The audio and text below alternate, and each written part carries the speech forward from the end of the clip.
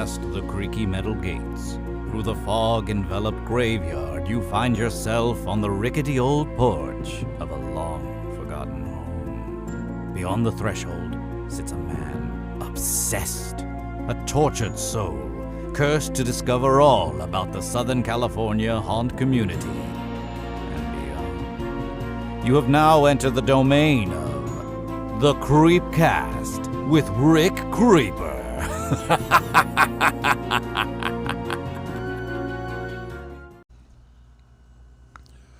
Okay, we're back at it. Episode 10 of the Creepcast with your host, Rick Creeper 11. I know it's been a while. We had some technical upgrades and technical difficulties due to my idiocy. Not the fault of my guest, which I'm looking at right now. The man I have here is his name is Tim Bob Jones, aka the chef over at Queen Mary's Dark Harbor, aka the Beast from Feast. That's what we agreed upon that? No, we never agreed upon that. I think you just came up with it and rolled with it. I like that. It has a ring to it. So it just I think I'm gonna call you that for now on. Okay. So Tim is the man that you see in the advertisements over at Queen Mary for Dark Harbor. He's never seen himself in the advertisement. So Tim plays the chef over at Dark Harbor. Also, he is known as Baker for Black Mass, which we're going to get into as well. Yes, we are. So how we doing, sir? I'm good. A little hot this week. A little hot, you know. For those that at home don't know, this is the third time we're going to be recording this episode because of Third time is the charm. Third time is a charm. And what kills me is the second episode was so great. It was better than the first. It kept getting better and better and better. Yeah, it's more rehearsed at this point. So I did some upgrades, bought some gear that's a little more dependable, some microphones and so forth. You might get a little buzzy noise in the background because it's hot as the devil right now. So we have to run the AC because we're two large men in a small room. So, yeah, that sounds like a really bad setup for a porno. So how's life treating you? It could be better. It could be worse, though. That's true. I mean, we We're make in a nice middle ground right now. we make the best of it. Yeah. So, unfortunately, neither one of us have anything going on for haunt season this year. So, Unfortunately, what I trip out on, it's the end of August. I think by the time this episode comes out, it'll be beginning. we've usually done auditions by now. Yeah, auditions. You would have your roles. We already know where, not where we're going as much as that we're actually doing it. The orientation would be for like at least another 2 weeks. So we did orientation about, what was it, Usually about the 10th. about the 10th of 10th September. of September. I remember orientation. Everyone came asking me, they're like, "Hey, so what's your role over at Dark Harbor?" As far as me, I'm like, I have no fucking clue. All I know is I got casted in Feast. I'm hoping a sous chef. I don't want to play the chef, and I ended up playing the chef next to you, which was good and bad. It was intimidating, but you were a very good mentor, a haunt brother. So, yeah, Dark Harbor. How'd you end up at Dark Harbor, anyways? Well, I needed a job. Okay. I just left Disneyland after a short time. Was not for me. Mm-hmm. And I had a little savings, so I figured I'd take some time off. Okay. Then that savings started to run out, and it's like, oh God, I need a job. Does anybody know where I can get a job right now? Mm-hmm. And Sam Locolani, who plays the main Scary Mary. That's how you pronounce her last name? I always butcher it. I'm pretty sure I'm butchering it myself. Well, I don't feel so bad now. Yeah. But she private messaged me. Was like, oh yeah, it could be a job. Mm-hmm. She didn't really guarantee me anything. It was auditions for backup. Okay. In 2017, and if you know anything about backups, you might work, you might not. So it's kind of like an on-call thing. It's basically on-call, Mm-hmm. and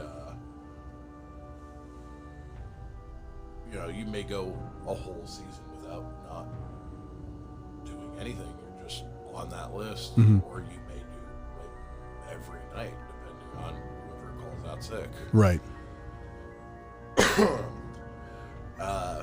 At the same time, that was also when the Chill auditions for 2017 were happening. And that's their winter. That was their winter event. Last I understood, that was now down in San Diego. And remind me again the role you played for Jill.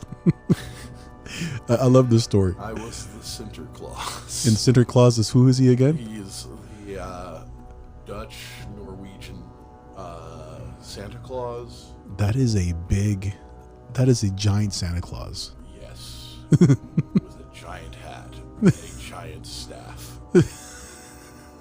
I mean, what brings the cheer into a situation than a big man with a big stick? Big stick. But yeah, I actually hadn't auditioned for that one, but was cast that way. I was auditioning for Santa Claus and Father Time. Father Time. See, I'd be for Father Time. If it was like a very Dickens Father Time, I'd sign me up. Yeah. I was surprised to be cast at all, personally. But the Dark Harbor audition was before that. Okay. And I hadn't been involved in a haunt in over 10 years. I originally haunted at Not Scary Farm in 2004, 2005. Oh wow! So you're talking early 2000s over at Scary Farm. And I had been part of an audition process in just about as long. To be fair, my Knott's audition was, I showed up, they looked at me, do you want to be a monster? Yeah, because a monster walked into the door. So yes, I do. Please. I remember I auditioned back in 90. God, I'm about to age myself. 94, 95. I was about 19 years old. And it wasn't even an audition. You went and like applied for a job, and you provided an ID and a social security card. Yeah, that's pretty much what I did. And I think I got on call, and I was there. I was on call for a week and a half. I couldn't fulfill it. I didn't have a car at the time, but there was no like, okay, what is your character if you want to do streets, or act like a zombie? Okay, act like you're being electrified. No, it's just like show up and anybody can do this. We know anybody can do this. And, I mean, I don't want to say anybody can't do it, but it definitely takes a certain type of person to do it. Exactly. You know, like, it definitely takes a more creative type, but it also takes a more I don't want to say cynical, sardonic would be a good word. Okay. Type of person. I feel like the whole beast of like no pun intended of like the scare actors or just haunting has evolved over the years. It's just you have people that just like prep in advance and just get fully engulfed in their characters. Oh yeah. Even I did, like I developed like background stories, like for the generic character I played for Sinister Point. Just they gave me a template and it grew from there. And like I was just amazed at the preparation people had. Like people were voice actors and people would work out months in advance and like ate a certain diet. I'm like, wow, they're taking this very serious. There's some hardcore people. I mean, very passionate. I saw it. I got passionate. I mean, and I saw inspiration in you, which inspired me to be a better chef when I was over at Queen Mary with you guys. You're a great chef. Thank you. I did very little. So your first audition over at Dark Harbor, how did that go? It was good. It was good. I went a little overboard. Mm-hmm. So auditions pretty much go, we pile into a room, and they have us do the group thing first. Okay. It was a little different when I did it, I think because it was the backup one. Okay. We didn't have it. So in a regular audition, they have a bunch of partition walls set up, and they basically set you up around these partition walls and to have you scare while someone's walking by. Okay. And the object obviously isn't to scare them because they're usually either a producer or another scare actor, so good luck. It's more of seeing what the performance of the person auditioning you. Exactly. Okay. I mean, you know. Yeah. So, you know, like, you might do, like, a highborn scare where it's, like, you know, up in the air, like, kind of, like, hovering above them. Mm-hmm. You might go lower towards, like, the legs, like, pop, or, like, a pop out. I remember seeing you in my audition. And I saw this giant man in a blue tank top and red suspenders. I'm like, I never seen a man wear suspenders so fine. And then I'm like, Jesus, look at this monster. Not to cut you off, I'm sorry. And then someone's like, oh yeah, that's Tim. He plays the chef. I'm like, well, the one thing I don't want to be is a chef in here at Dark Harbor. And then you played the whole partition part when we did auditions as a group. You play like this maniac, and you fell on your knees and were like screaming, and like you're like yanking your hair out of your scalp. I'm like, look at this big giant goon. I'm like, Jesus, look at this guy. And they're like, oh, that's the chef. I'm like, oh yeah, fuck me. That's the last thing I want to be. But I remember that was my audition. Not to interrupt your story about your audition, Tom. Yeah, no, you're good. It was about me anyway. No, Yo, this is my time, sir. Oh, dear Lord, no. That was the last thing I wanted. Exactly. What's funny, for two guys that don't like a lot of attention, we both played a character that definitely stick out. Well, I mean, that's Wally, dude. Yeah, Wally has an eye for casting, period. You know? There's a reason why he's good at his job. Yeah. Yeah. He's great at his job. So anyway, getting back to my audition in 2017, the backup, instead of doing the partitions, they had us all group into the middle of the floor. Okay. And Bonnie Holman, our assistant producer at the time, co-producer. I'm not sure what her title is, but this woman is fierce, and she might kill me for fucking this up. No, Bonnie is a great person, and I love her to death. And just do what she tells you. Right. But she starts running around us in this circle. Okay. And she starts telling us how to act while she's jogging around us in a circle. It kind of reminds me of like in elementary school, like Duck, Duck, Goose. Remember? A little bit. Kind of like, but you had this crazy woman running in the center calling you, hey, play a zombie. Hey, play this. Yeah. Okay. And then we ran out. She had us jog out behind her for like 2 laps after that. And then we all grouped back in. Okay. Mind you, David Wally at this point is just kind of standing there. Watching. And looking at us.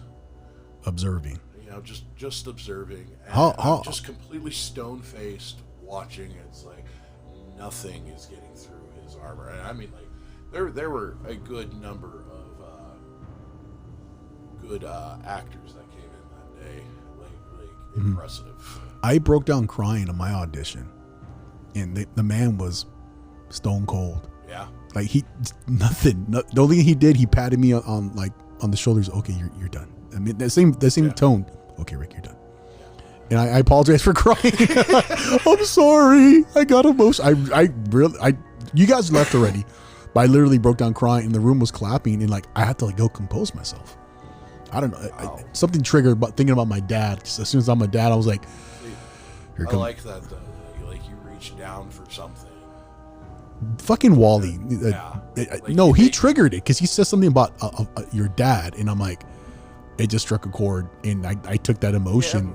Yeah, I think that's a credit to your acting. I mean, you found something very quickly that inspired you to the emotion. It was an emotional day for me. That's what it was. You know.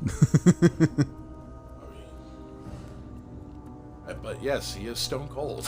So he's standing there stone cold faced watching you guys, and just kind of soaking it all in, getting different impressions from all the backups. Yeah. Okay. And then they had us line up. Okay. One after another, and we did our singular scared, and that's when he kind of enters onto the floor. You know, Really? like big cheese and whatnot, and he starts directing everybody like how to do a thing. Now, I wasn't aware that we were supposed to prepare something ahead of time. Oh, so you went in just cold. Well, I had a lot of friends Uh-huh. who showed up the same day and were just kind of giving me advice. Like, yeah, they're not looking for anything. Like when we say prepared, it's not like you're doing a monologue or anything. Got it. But like, you pick something you're comfortable with, like a limerick or a song, Okay. and you basically form your character out of that or around that per se. Like for instance, I went with Hickory Dickory Dock. Okay, so you decided on the fly, I'm going to play an insane person. So I start, kind of like he tells me to go. Finally, it's my turn, and I start kind of just rocking in place, back and forth. like not moving at all, except for like my upper half, and just start mumbling, Hickory Dickory, Hickory Dickory. I start pulling on my hair and like squeezing myself super tight, and he tells me to start approaching him, and I'm getting quieter and quieter the closer I get to him, till I'm probably about 4 feet in front of him. And I just dropped to the ground and I slammed my hands down on this marble tiling they have in the Queen Mary Ballroom. And in my mind, I'm just screaming, fuck! Did you use that pain? Very much so. I stand up immediately and I just clear the 4 feet between me and him in like 3 strides and just start shouting in his face. Just Hickory Dickory Dock! Hickory Dickory Dock! And he's stone-faced still. And completely stone-faced. And I'm like, oh my god, I'm so not getting this job. And he starts directing me. I'm like, oh god, thank you, thank you. And we get through the whole thing, and he's like, all right, go sit down. And I'm just, like, completely drained at this moment. Right. Like, I didn't even know I was stressing out this much about this. So you had no idea what you're doing to yourself. I sat down, and it was just like everything left me. And I was just like, fuck, dude, that was intense. So you put a lot of raw emotion into that, and then also you accidentally hurt yourself. So Yeah. I just added fuel to the fire. Okay. But after that, it was just like, all right, everybody, thank you. We'll get a hold of you. And it's like, fuck, dude. Did you have an impression that you would have got called back? How long was it till they actually called you back for on call? It was about a week before I heard. We were in the last week of August when I got that email. Okay. So we were like, I think that year it opened like around the 28th, September 28th. About a week before orientation, I get the email. So, hey, would you like to join main cast? Wow. I was like, oh my god, yes, please. So you auditioned for like For the a backup position. float. What do they call the backups last year? I don't remember. They used a different term. I'm not entirely sure. What was it? They had the coolest gigs because they play different roles every night. Yeah, dude. What were they called? That's gonna drive. No, I think you're referring to the All Stars. No, because like people like Angel, he floated from position to position. There was a lot of just like oh my god! I was like, they'd pull people out of feast. I'm like, no, leave them here. I was like, I love their cues. It's like So many talented people. so many talented people, but then they put them in positions. I'm like, okay, they made him the captain inside Rogue, so that makes sense. Okay. So you got a call the week before orientation, you said? Yeah, before orientation. And they offer you full main cast. And they offered me main cast. Holy I immediately shit. accepted. Now, what role were you casted in for main cast? I was the Scottish Guard for Intrepid. That is so cool. Coolest costume, Intrepid. Very much so, even in the fact of you're wearing a kilt. So what's the theme behind Intrepid for the people at home that don't know? Mind you, I'm going off of a loose interpretation of this because I've heard different stories too. I've heard so many stories how Feast has gotten started, or the story behind Feast, even, and we've both played the main character for that. Right. It's like, okay, yeah, that's what I'll go with. That's the one I like. So the way I understand it is the Iron Master is supposed to be an adversary of the captains. Okay. Basically, the captain and the investors of the Queen Mary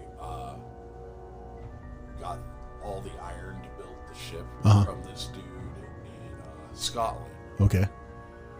And then once the ship was built, they turned around and basically Pretty much screwed him. Okay. So he gathers this group of Scottish Guard. Okay. I think that we're on his payroll or something. It's like some hired muscle or... Yeah. Okay. And they get on a train to go to deal with the investors and the captain and take the ship back. Okay.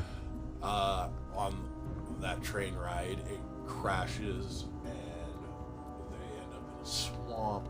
That's where the story kind of... For me, it gets weird when they bring in the plague. Yeah.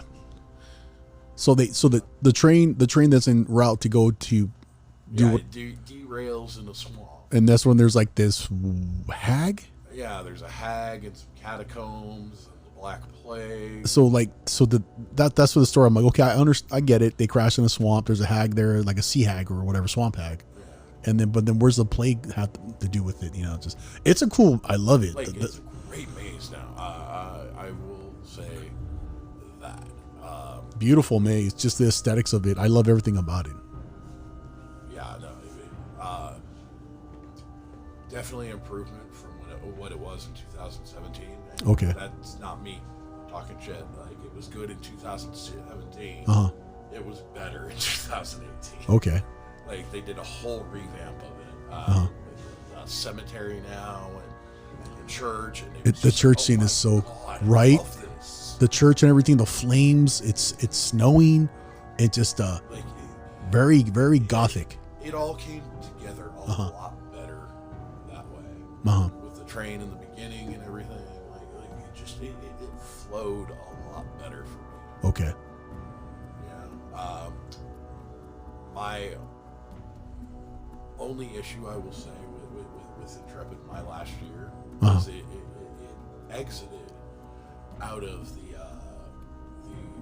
village area. So year round, the buildings on the property of the Queen Mary were themed. I guess there used to be an old Santa exhibit or something they did every year. Those buildings, yeah, they did something there. So all of them have like this fake molded snow, like kind of plastered to the edges of the windows, the base of the building and everything. And it really it took away from the aesthetic of the maze. Took away from the now, didn't they do the Voodoo Village and those structures as well? Yes, they did. I remember that. That creeped me the hell out a couple of years ago. Yeah. I heard the Voodoo Village was really good. I never had the opportunity. But yeah, that was the last part of the maze for 2017, which is, I think, the reason that I was put there. Okay. Because it's the last little area. So let's put the biggest guy, put the biggest, scariest guy. The biggest guy in a kilt at the end of the maze. And let's give him the tiniest thing possible to pop out of. Which I will say, I got David Wally several times. That's amazing. So he's Stonewall. From behind that art. No, I got him. That's great. I love it. And yes, I know, David, I'm fired. Anyway, so that was my first year in Intrepid. yeah, where do you want to go from here? Did you play? What are the characters you play your first year? Did you have to bounce around a little bit, or were you completely committed to they the? Let me bounce around a little bit. I asked him if I could play a couple of characters. The Hag. That's cool. Intrepid. Okay. I figured that one would be a big issue, and he didn't have a problem with it. Also, you played. Was that the first year you did the bearded lady? That was the first year I did. We'll talk about that in a little bit, bastard. And Katie in costuming was so very happy with it because I had all my own stuff from prior years of doing Rocky Horror. That's right, you did Rocky Horror too. Yeah. So this is why I think you're a performer, because you have not a performer. Well, you might not consider yourself a performer, but you know how to perform on the spot. Let's just say that. All right, I'll give you some credit. We'll agree on that. By the way, shout out to Katie and Amy and everyone in costuming. Without them, we would not have great outfits to wear. I dug the chef costume. It was breathable for me. Yeah. It was very, I thought, I'm like, man, this is going to be, nope. I was just... a lot of the outfits in there, I felt bad for Isaac, though, in that coverall. Like, that had to be the hottest costume. Isaac and... I know Quincy wore the coveralls a couple times. Quincy did too. Matt. Okay. Yeah. I felt bad for all of them because that's got to be because it was freaking canvas. Really? Wasn't it? It's just a thick, kind of like a workman's, like kind of a dick. I could have sworn one of them was canvas. Wow. I know it's a thick, like I had one from when I cosplayed Michael Myers. It's not very comfortable. It's like a dickie, just like a onesie. But the chef costume, surprisingly, it was pretty breathable, and I just wore my boxers and a tank top. That's all I wore. It's like, so let's flash forward to that. 2017 was your first year at Dark Harbor. You played Scott Guard and Intrepid. So 2018, how did you get thrown into Feast? Now, which was your first year, correct? I was actually working on another job when David Wally randomly just says to me in the middle of a room, "Oh yeah, by the way, you're my chef this year." And you're like, "Oh, okay." What?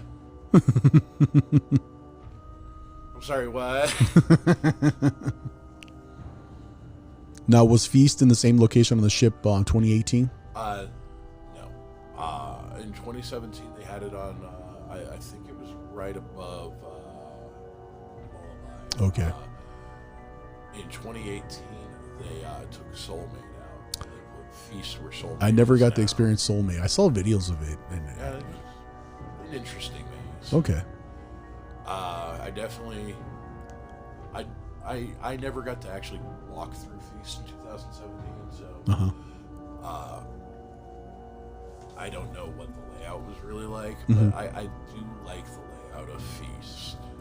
It's very, I love the aesthetic of it. Anything from like the 40s, which is, it's supposed to be from that period. I always dug for some reason.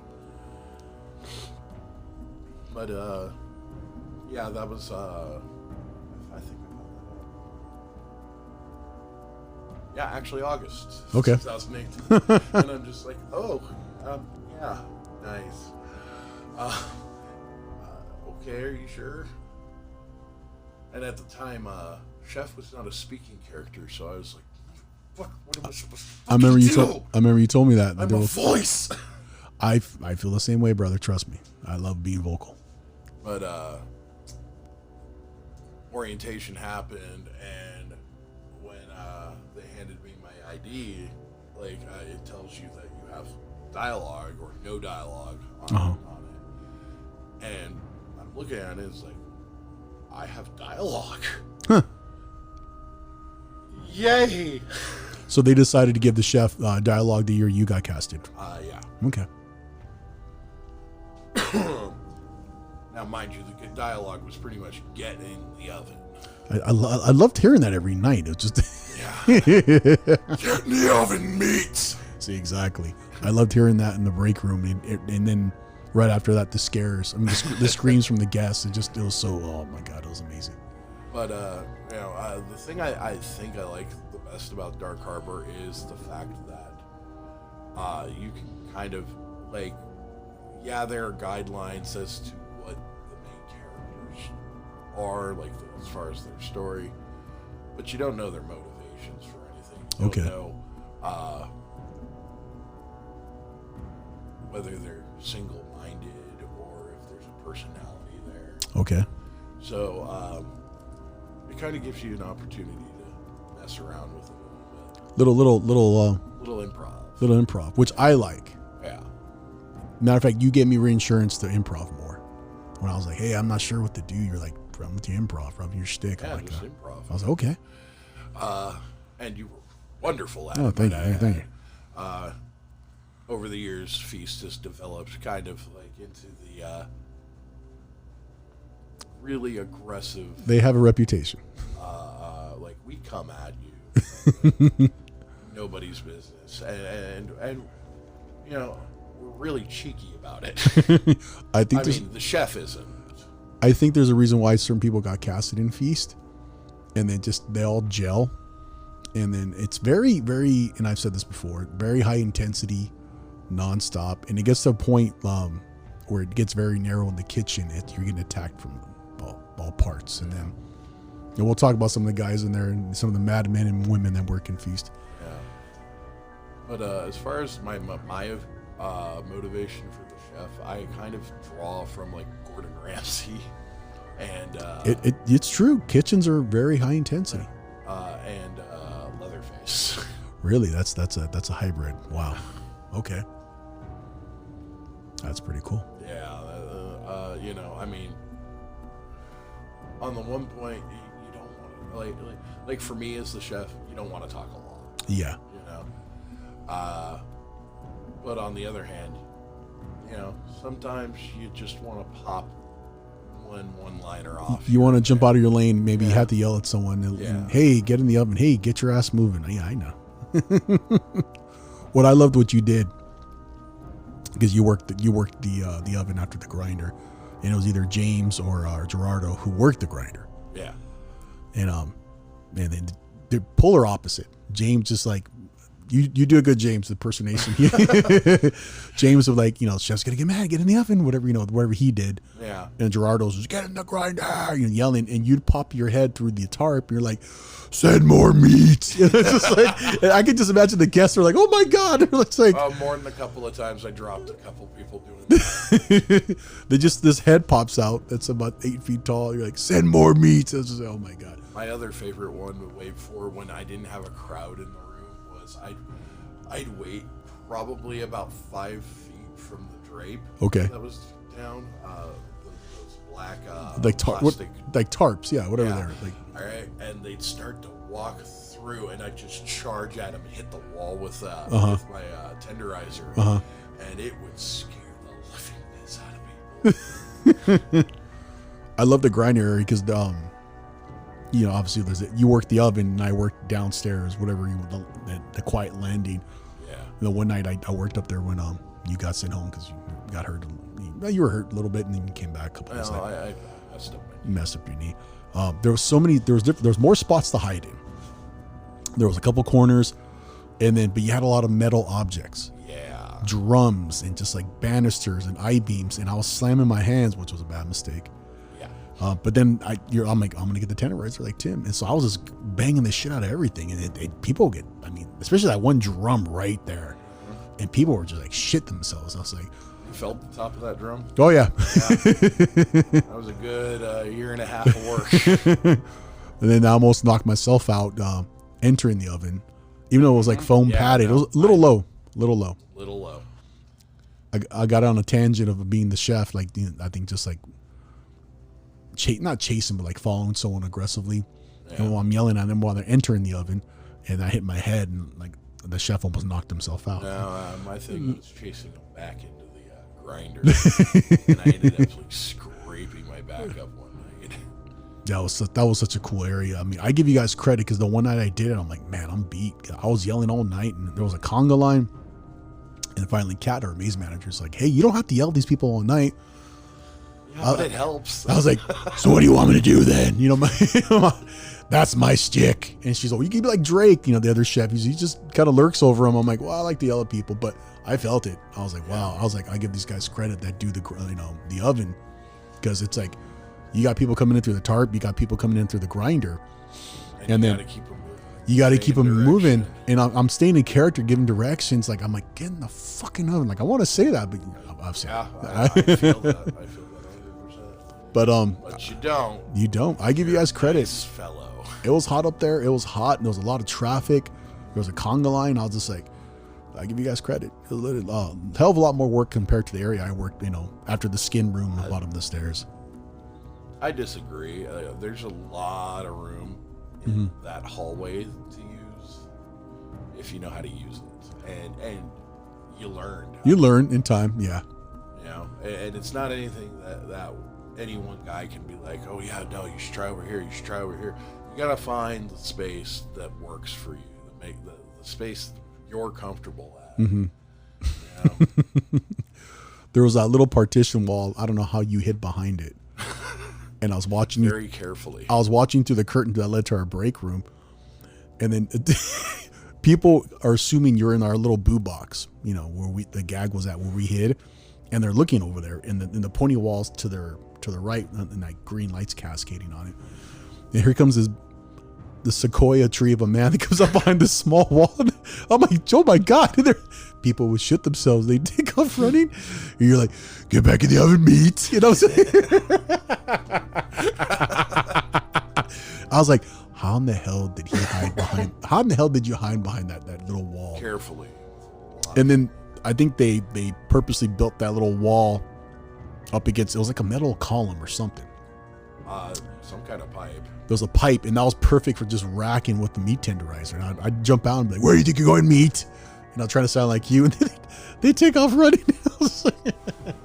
My other favorite thing to do right behind that wall was mannequin. Really? Yeah. Just stand still? I would literally stand there. I would count as they walked by, like in my head, like 1, 2, 3, 4, and the whole time I'd like have like the hammer, just in a pose. Like I'd be completely posed, mouth wide open. And just like really hamming it up. Like I was like, and people would walk by with the lighting that low. It was, and they think it's a prop. That's a guy. And they'd poke at me. Yeah, that's a prop. What are you poking meat? Wow, we went off on a tangent. So 2018, first year as a chef. Yes. You have dialogue, and did you ham it up? Did you just go buck wild with it? Not as much in 2018 as I did last year. I did feel a lot of pressure that first year. Okay. Being a main character. Not only main cast, but the character of the maze. Yeah. Now imagine how I fucking felt. I do. Well, yeah. I know. Yeah. I know. That's no why shit. I kept telling you we're doing great. Yeah. No shit. You and Drake. I mean, no matter how many things I said to either of you, you guys were going to realize in your own time what you were capable of and what was you were able to do. The best thing was when someone thought I was you, I was coming up the stairs. They're like, "Hey, Tim." I'm like, "No, dude, it's Rick." They're like, "Oh, you guys look alike," and I was like, "Yeah, doing my job. Thank you." So, first year as your chef, dialogue. You're in Feast first time in Feast. Some of these guys. I'm assuming you worked with some of these guys previously, maybe in Intrepid, or you just knew them because I knew them from the smoking area. The smoking area. And after park hour rides back to the parking lots. Right. No, a lot of them. It was my first time in a maze with them. Okay. And a lot of them were also first year Feast. Oh, wow. On top of that. Okay. So I was kind of coming in not just as the new chef, but also as the new guy. The new guy and new chef. Yeah. No pressure. None at all. They welcomed me with open arms. I could say the same. Totally. Yeah. Perfect gentlemen and ladies as well. Yeah, everybody was excited that I was there. I was excited to be there. like I felt very little pressure after that from them. Like, you know, everybody was like, "Oh no, you should try this way. You should try that." I was like, "All right, cool. No, totally. I'm gonna try that. That sounds great." Nate DeLuca was one of those people that was just like very helpful. Always very helpful. Cool dude. Joe Frizel, another cool guy. Same thing. Like it wasn't necessarily like we're gonna take you under our wing, but like, you know, so this is how things go here. It's like cool. Isaac, biggest shit talker. Me himself. One of the biggest shit talkers. I being number 2. Well, number 1. So how did you incorporate the whole term like meat to like the character of the chef? Is this something that just happened one night, or something you inspiration behind it, or it made it seem a little more personal when I was like with the guests specifically, because I'm not exactly addressing any one of them, but none of them knew that. I see what you're saying. Okay, so it could kind of personalizes the scare per person. Okay. You know, like, oh, dude, that guy called me meat. No, he called me meat. He was talking about me, man. I get it. Yeah, I never thought about it that way. Yeah. Okay. You know, and it was just because I mean the original dialogue was just get in the oven. And it's like, how many times can I say that until it's not fun? True. But I could say get in the oven meat as many times as I like, and I still get a kick out of it. I would die. I'm telling you, we alternated breaks. You were my breaker for 2019. And sometimes I'd go nap, whatever, go use a head or whatever, or I would sit there and listen. And then I would hear the gag, the thunder and lightning noise from the trigger. And then I would hear, get in the oven, meat, or where you going, meat? And you'd hear the shrieks of the guest, and I just would die fucking laughing. Or I'd watch you through the curtain. I'm like, I got 5 minutes for my breaks, so I'm gonna go watch Tim. And you jump out from the boo box, or you jump out from the exit way to the stairwell, or that little pony wall. That's what I saw. I'm like, Jesus, how did he hide behind there? But I loved it. It was just hilarious. And I'm like, okay, I can't do that voice all night, but I could probably do it for maybe an hour and a half or 2. 25 years of smoking. That's right. That's how I got this sweet, sultry voice. There you go. So 2018, worked in Feast, amazing cast, just bonded with the guys. Yeah, everybody there was they were welcoming. They were excited that I was there. Isabel, love her to death. It was her first year too. Oh wow, okay. We were kind of buddy. Her first year haunting, or first year in just in Feast? First year in Feast. Oh wow, it's a lot of new people. Isabel been haunting at Dark Harbor longer than I have. Okay. Yeah. Trip out. I just trip out a lot of the vets that've been there forever. Like Isaac's been there since the shipwreck days. He worked at, I think, Universal a little bit. He told me some stories of like, oh wow, Stone Ages. I was just a fan from a distance, but great cast. I have no complaints whatsoever. Yeah. Quincy, another good guy. Freaking incredible actor, dude. Your buddy Danny. Yeah. Yeah, I'm gonna butcher his last name too, but I met Danny over at Sinister Point in 2018. Yeah. I mean, I didn't get to see a lot of what he did, but what I heard was just like, oh god, this kid's a maniac. He was drinking the chloroseptic spray for your throat. Oh dear Lord. Instead of spraying it in gradual spurts, he was drinking it to coat his throat. Yeah, he came prepared. He came with his little Haunters. What is it? What are they? Yeah, their little bin. The little Haunter. What do they call them? Hauntbox. There you go. I was like, dude, I got a backpack. I'm good enough. But he had everything. Same. He had. I'm good. I'm good with the backpack. Whatever, cool. But he had everything in there. He had food. He had snacks, drinks, ibuprofen. Cough. James was the same way. Yeah, James was taking salt pills to keep him from getting dehydrated. He's a big Ren Fair dude. Yeah. James. Yeah. I was like, wow, I saw him his pictures. I'm like, oh, well, I thought I got all decked out for Ren Fair. He goes pretty elaborate. So. And the whole crew though. I mean, one thing you can say about Feast Monsters is they will give you 100% every time. When I got casted in Feast, and we went to orientation, and I've told you this story before. We talked about it. It's just, everyone sat with who they knew. I didn't know anybody. Well, we sat with our old mates. Yeah, exactly. Or, And so Wally's like, okay, Lullaby, okay, fucking New Rogue maze, okay, and then B340, and then everybody at the time, all these things, like, yay. Everybody was like, hey, this is what everybody was like. And like, just kind of, this is the stupid, the clap track on this new interface I got. So everybody's like, oh, hey, okay. got to use the interface. Yeah, the interface, yeah. So what we call it, it's a shameless plug for the Rodecaster Pro interface. So Wally goes Feast, and like there's this huge uproar, just like, then I hear, get in the oven, meat, and everyone's like, meat. I was like, it was like the dudes from the movie Animal House. That's what that is a great description. That's what it reminded me, and everybody went nuts, and then like your guys' like reaction caused like a tidal wave amongst everyone else. Everybody else was like started screaming. I'm like, Jesus, these are the guys I got to work with. And then Wally's like, okay, everyone, calm down.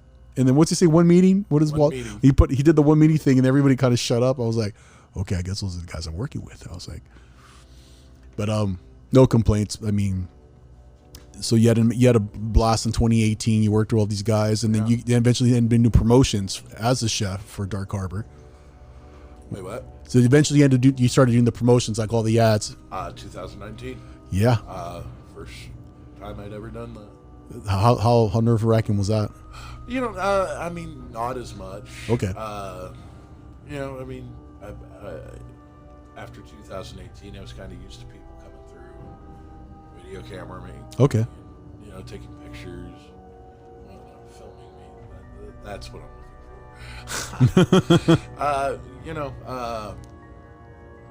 It was just another gig at that point. I mean, like, you want to do well, you want to look right, and the makeup artist, Jeff Alexander, and all of his co-workers, amazing at makeup. Those promo pics came out amazing. Yeah. The one, the company that did the photo shoot too was just like, whoa, dude. the one I like where you have your hands off to the side and you're kind of roaring up in the air. Yeah.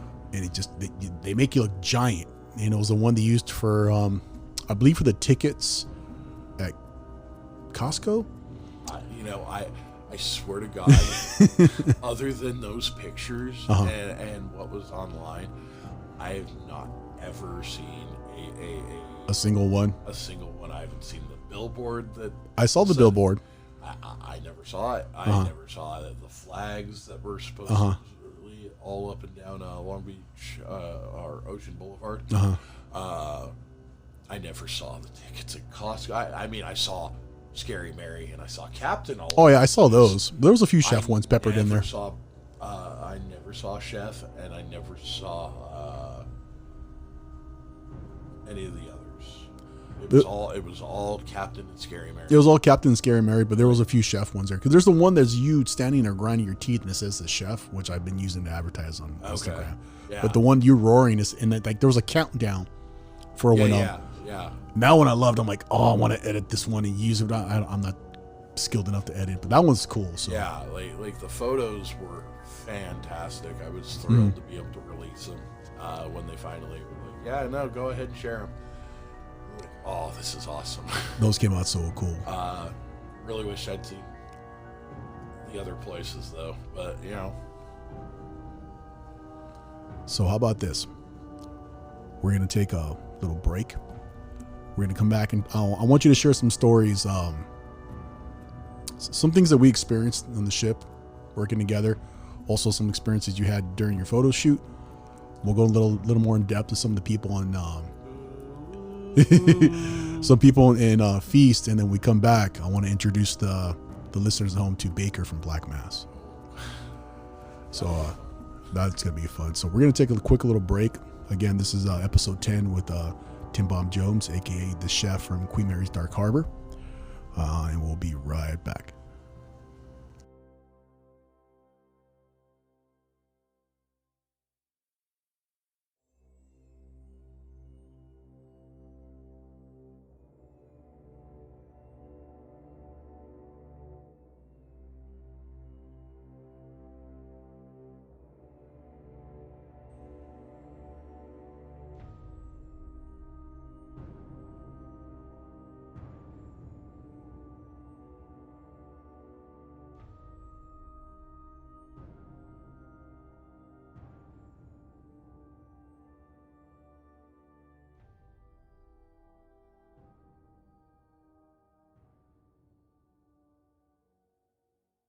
Don't you dare try to escape. The Creepcast with Rick Creeper shall return. Where do you think you're going? There is no escape from the Creepcast with Rick Creeper.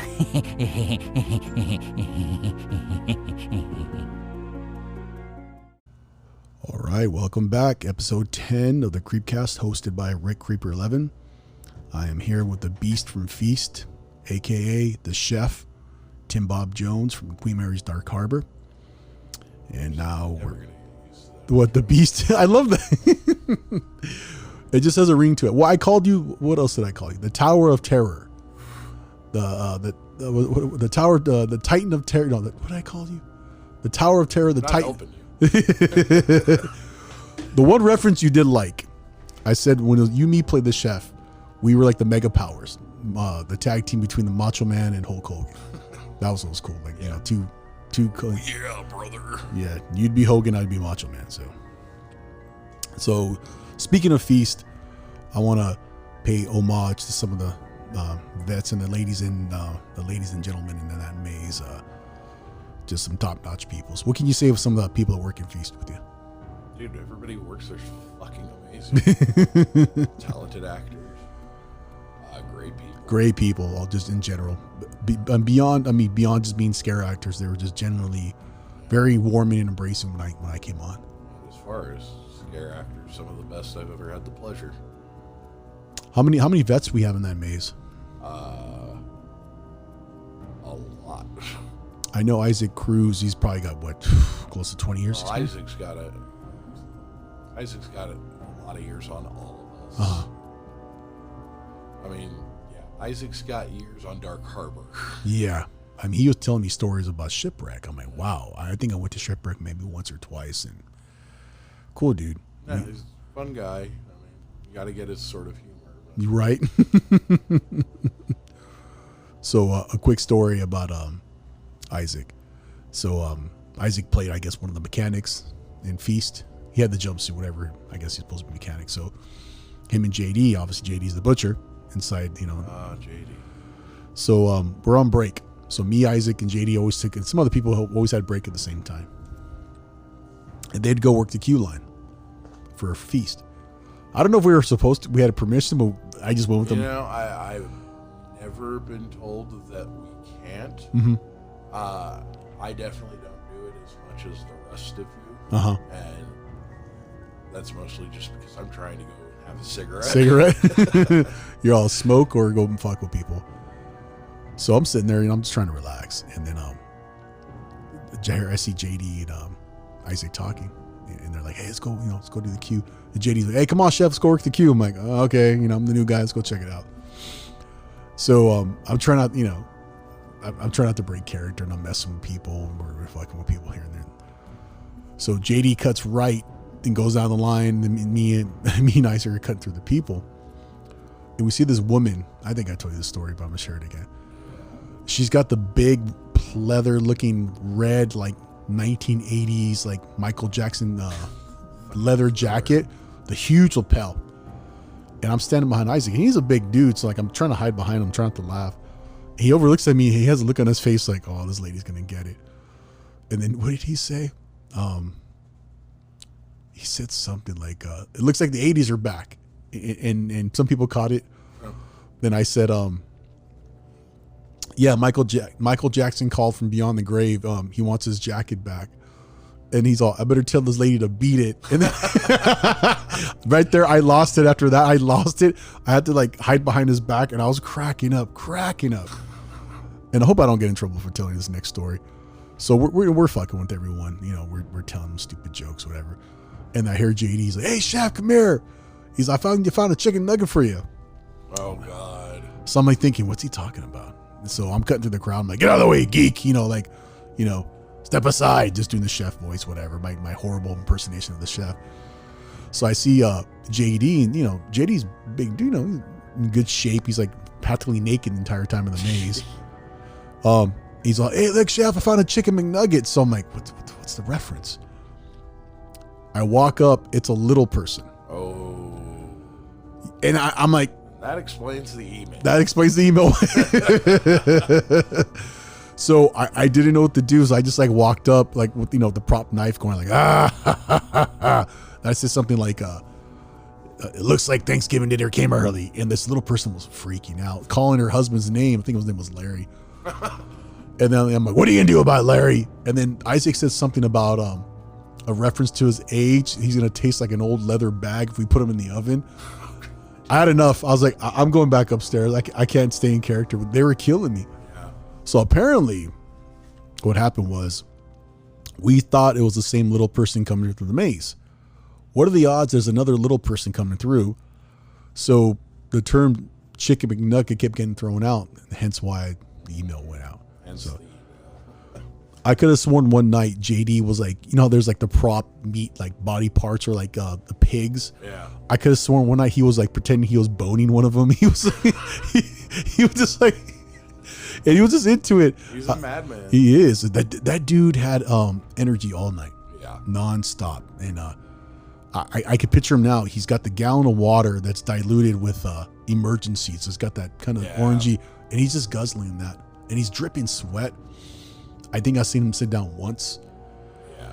The entire time. But he was like, "Come on, chef, come on." I think I went down there maybe another time to the queue. But after I've seen JD at his worst moments where he's like pale and just like, "Oh man, I ain't got nothing for tonight." And the minute that fucking gate opens, that's gone. The dude was just like, I'm like, man, he just nonstop works a full-time gig like the both of us, and just he would get there and he had energy all night. Yeah. But what killed me, him boning the pig carcass, and it just, he had it by the legs, and he had some pelvic thrusts going on. I think I was just so there's a reference I like to use on a certain part of the ship where it gets very intense in the maze and the feast. And I heard people reference this on videos, and I was okay, makes sense. It was like the gauntlet area. Yeah, no, I know exactly what you're talking about. I guess it'd be considered where it gets very narrow in the kitchen staff area. Yeah. And from there, you're just getting bombarded by all the different scare actors. Yeah. And the music just seems like it ramps up, right? It does. Like when you're coming through, when you open up with Nate in the first position, and Nate DeLuca is an amazing scare actor. I love his outfit.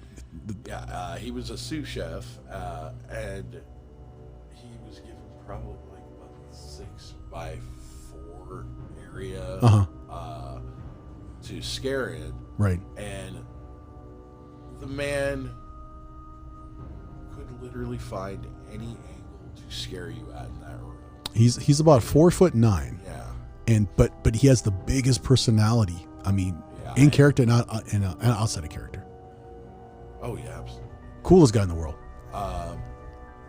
And he would basically start out by like he'd get that first scare by popping out of him everywhere, and then keep moving, you're late. Yeah, man, you're like keep it moving. Him and James had worked out this whole dialogue for that first position, so that way they never varied in what they were saying. I was impressed by both of them. Their look, the characters they played was very fitting for both of them. I loved their costumes. I love their makeup. Yeah. I was like, man, I would kill just to be the sous chef, but it wouldn't work for me, But so he would set this whole thing up, and then they would go into the, I guess the hotel area where they meet the concierge. Yeah.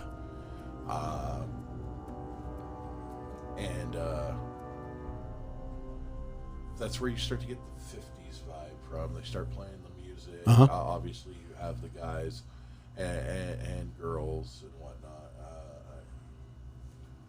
in the concierge outfits, kind of like coming at them from all types of different angles into this, and kind of bottlenecking you into this hallway that is literally done up like the suite rooms on the ship, like which is two levels up. I love how they just kept that aesthetic. They Yeah. kept it very, very original. And takes you into, like, when it takes you into the next room, you're actually in kind of a mock-up of one of the smaller staterooms. Uh-huh. And then so on and so forth. Like the theme was very, very clear that you were in the 40s or the 50s. You're on the ship about 1940s, 1950s, yeah. And the music, like, blending together, all that. And then you get into kind of like the back areas towards the kitchen. A little darker. You hit the bathrooms and the lights are kind of out. It smells funky. Mm-hmm. Not because guests are actually using the toilets, I swear. I heard a story. A dude was drunk, and he wanted to take an 8-ball piss in one of the stalls in there. And so I think one of the actors scared him. Wanted to, yeah. Let's go with that. And then they get back into the breaker area where everything's kind of popping and like wires are frazzling. I love that gag. You know? Which is where. Well, all right. Let's go back to the dining area where Isabel's at. Uh-huh. Also, one of the tiniest people Mm-hmm. I know, Mm-hmm. who was on our cast, specifically Feast cast. Mm-hmm. That girl got talent. I mean, she had the biggest heart. Just a sweetheart. I mean, always checked up on me. Very, very cordial, and then very, very talented as well. yeah, I love Isabel to death, and God help you if you ever mess with her, because she will have a whole maze of monsters. Oh yeah, surrounding you. that's a lot. That's a lot of testosterone on that mace. So you go out of the dining area, you get into the bathroom and the electrical area. That's Uh-huh. where Isaac was, and Isaac surprisingly fluid for his size and weight. Like, Big man, but he can move. Glides through the crowd, and you don't really see him coming until he's like, "Where are you going? Why are you in my room?" He's not stiff like me. He can move. Yeah. Yeah, like very, very graceful and very quiet when he wants to be. Uh huh. And it was interesting to watch him, because he would just kind of slide in behind like a party of people, or just like, out of nowhere. Yeah, just out of nowhere. You didn't even see his original start position. That's a big And man too. He'd start talking. Like, he wouldn't even necessarily have like a line. He'd just start talking to them. Like, which way you headed? And they would freak the hell out and run into the next area, which was Joe's area. Uh-huh. And Joe is another type of guy. Like, you don't see him coming. Right. He's not small, but he's thin of frame, Mm-hmm. right? And he would kind of set up the opposite of what you were about to experience, in my opinion. Like, he had this way of just like rolling up to you while you weren't paying attention, banging on something so it startled you, and then making like some corny off the wall food joke. Right. And then he'd do this like pose with his ladle and then shoot off like a superhero. And it was amazing to watch. He just came in and He out. got people every time. Very unorthodox. And you could see it disarm the guest. Right. Like, oh, okay, this is going to be one of those scary areas. It wasn't a traditional like scare, like a jump scare. Very unorthodox. Yeah. And he'd come out of nowhere. Sometimes out of the break room. I'm like, Jesus. I'm like, Yeah. catch me off guard. And with that laugh, and the chicken. I mean, it just added. What's the story with him and carrying the chicken? It was a prop from the original setup of Feast. Okay. And the way I understand it is it got ripped off of the it was affixed to this table where they had like a whole spread of like food and like animals and stuff out, and someone tried to take it with them. Like a guest came up and took the chicken off the table and tried to walk away with it. He recovered it. Really? And was like, okay, well, to make sure that I'm going to hold on to the rest of it them. doesn't go missing, I'm going to hold on to it for the rest of the run. And the rest it just became part of it. I noticed he was carrying it like during orientation. I'm like, I'm assuming that's like a prop he probably uses. And like, it came from the original setup. That's cool. It's kind of like a lucky charm. It's a disgusting fact that I did. The gauze that I wore around my wrists, I had the same one piece all 20 some days I worked there. Yeah, that's disgusting. I can't guarantee it didn't go in the sink a couple times when I was washing my hands too. But I would take that. It covered my Fitbit, but it was the same like lucky gauze that I wore every night. That's pretty cool. I'm not a superstitious person. I don't know what it was. That is gross. Yeah, it was like, I mean, they gave us the fresh gauze as the chef, like across her face, and they'd bandage our wrists. Well, and they bandage your wrists. And I took the one piece once I had my makeup done, and you saw like the stains from old makeup or like sink water. I'm hoping it didn't go in the toilet when I was peeing. Oh. And I would tie it around my wrist to cover my Fitbit, and it was like maybe about 3 feet long. Yeah, about 2. But I wore this. I think I still have it somewhere. It's probably in my. Please tell me you threw that out. It's probably with the rest of my. It's memorabilia. It's with the rest of my costumes. Oh my god, no! Hey, I took a piece. Smell something years from now. Like, what is that? I took a piece of the ship with me, so. So yeah, I get it. So Joe, he carried it became part of his gag. I get it. Yeah. Okay, I get it. Just like the meat tenderizer. Yep. Became kind of part of my shtick. I loved it. That was the best thing you could have told me to do. I got tired. I didn't have a pair of gloves. I didn't see how a pair of gloves would. How would the chef wear clacker with gloves? Chef. Yeah. So I came up with an alternative, so I could get that bang scare. Among all the other ones I like to do. How many of the tenderizers did you go through last season? Surprisingly, last season I kept only the one. Okay. The season before that, I went through like 6. I think I went through 2 or 3, but that was my fault because I hit an I-beam. I was trying to be easier last year because I saw the state of that oil drum. Right. At the end of, I loved it because I love that gag because it scared the shit out of people. You hit anything solid or metal. Oh yeah. And it just ring out, and you come out and whack at that drum. What are you doing in there, meat? And they're like, oh my god, I loved it. Yeah.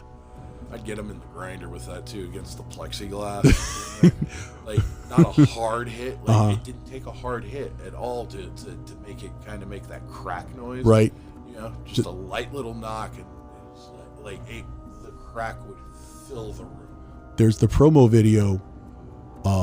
You're walking towards the camera and you have it, and you're like, and you're breathing. There's a red, just crimson light on you, and you're holding the tenderizer, and I'm just like, that's so fucking cool. I love it. Yeah, that was a one-shot do.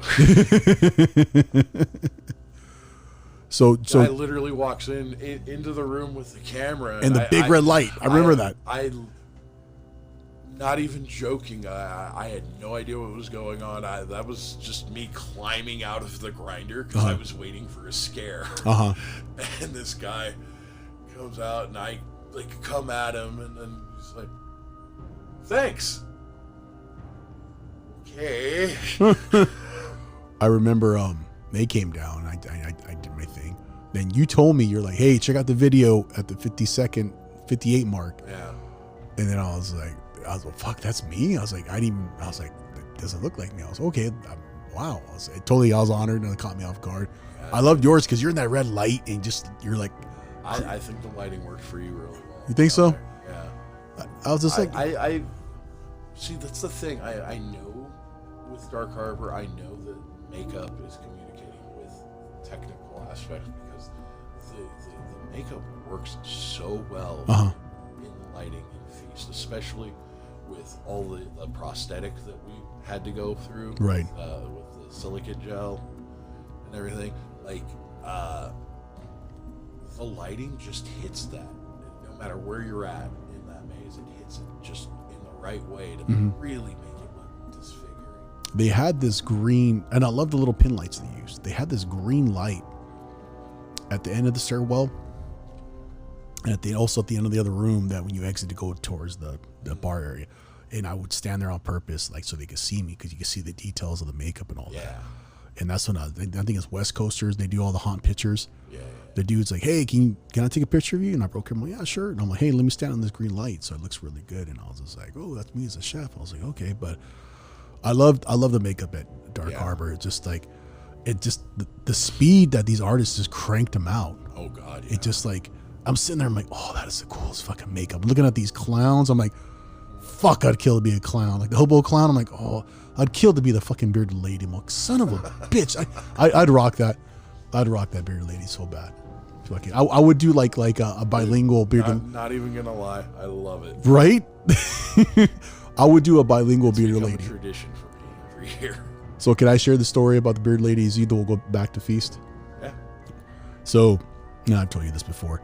I think I'm coming up to clock in for my break or whatever. Then I see you as the bearded lady, and you had like a red nightie. I think a red nightie, and you had a feather boa and a black wig, and you had like Cupid doll makeup. Yes. And it's Isabella and some of the other ladies from Feast. They're like, hey, Tim, hey. And then Did you? They literally airbrushed my No, dude. fingernails. Are you serious? So what kind of shoes did you wear as the bearded lady? I was just wearing my boots, man. That is a lot of beef for a bearded. I know some of the guys wore like flats. Yeah. I'm like, where did you get the? My first year, I actually brought in a pair of high heels to wear. How in the hell did you wear high heels as a bearded lady? It was very uncomfortable, and I had to take them off halfway through. I give women credit for wearing those all night. Absolutely. So the girls are giving you a hard time as a bearded lady, and then Bitch, please. Nobody gives Tim a hard time. and I was laughing. I was like, and you threw the bow over your neck, and then you went like, you bitches have no idea, and you stuck your hand out like to their face, and you walked past me, and I'm like, that is so wrong. But at the same time, I was jealous. I'm like, I would if they told me, hey, and Wally's like, Rick, we want you to be the bearded lady the entire season. I'm like, I will be here every fucking day. I would do a bilingual.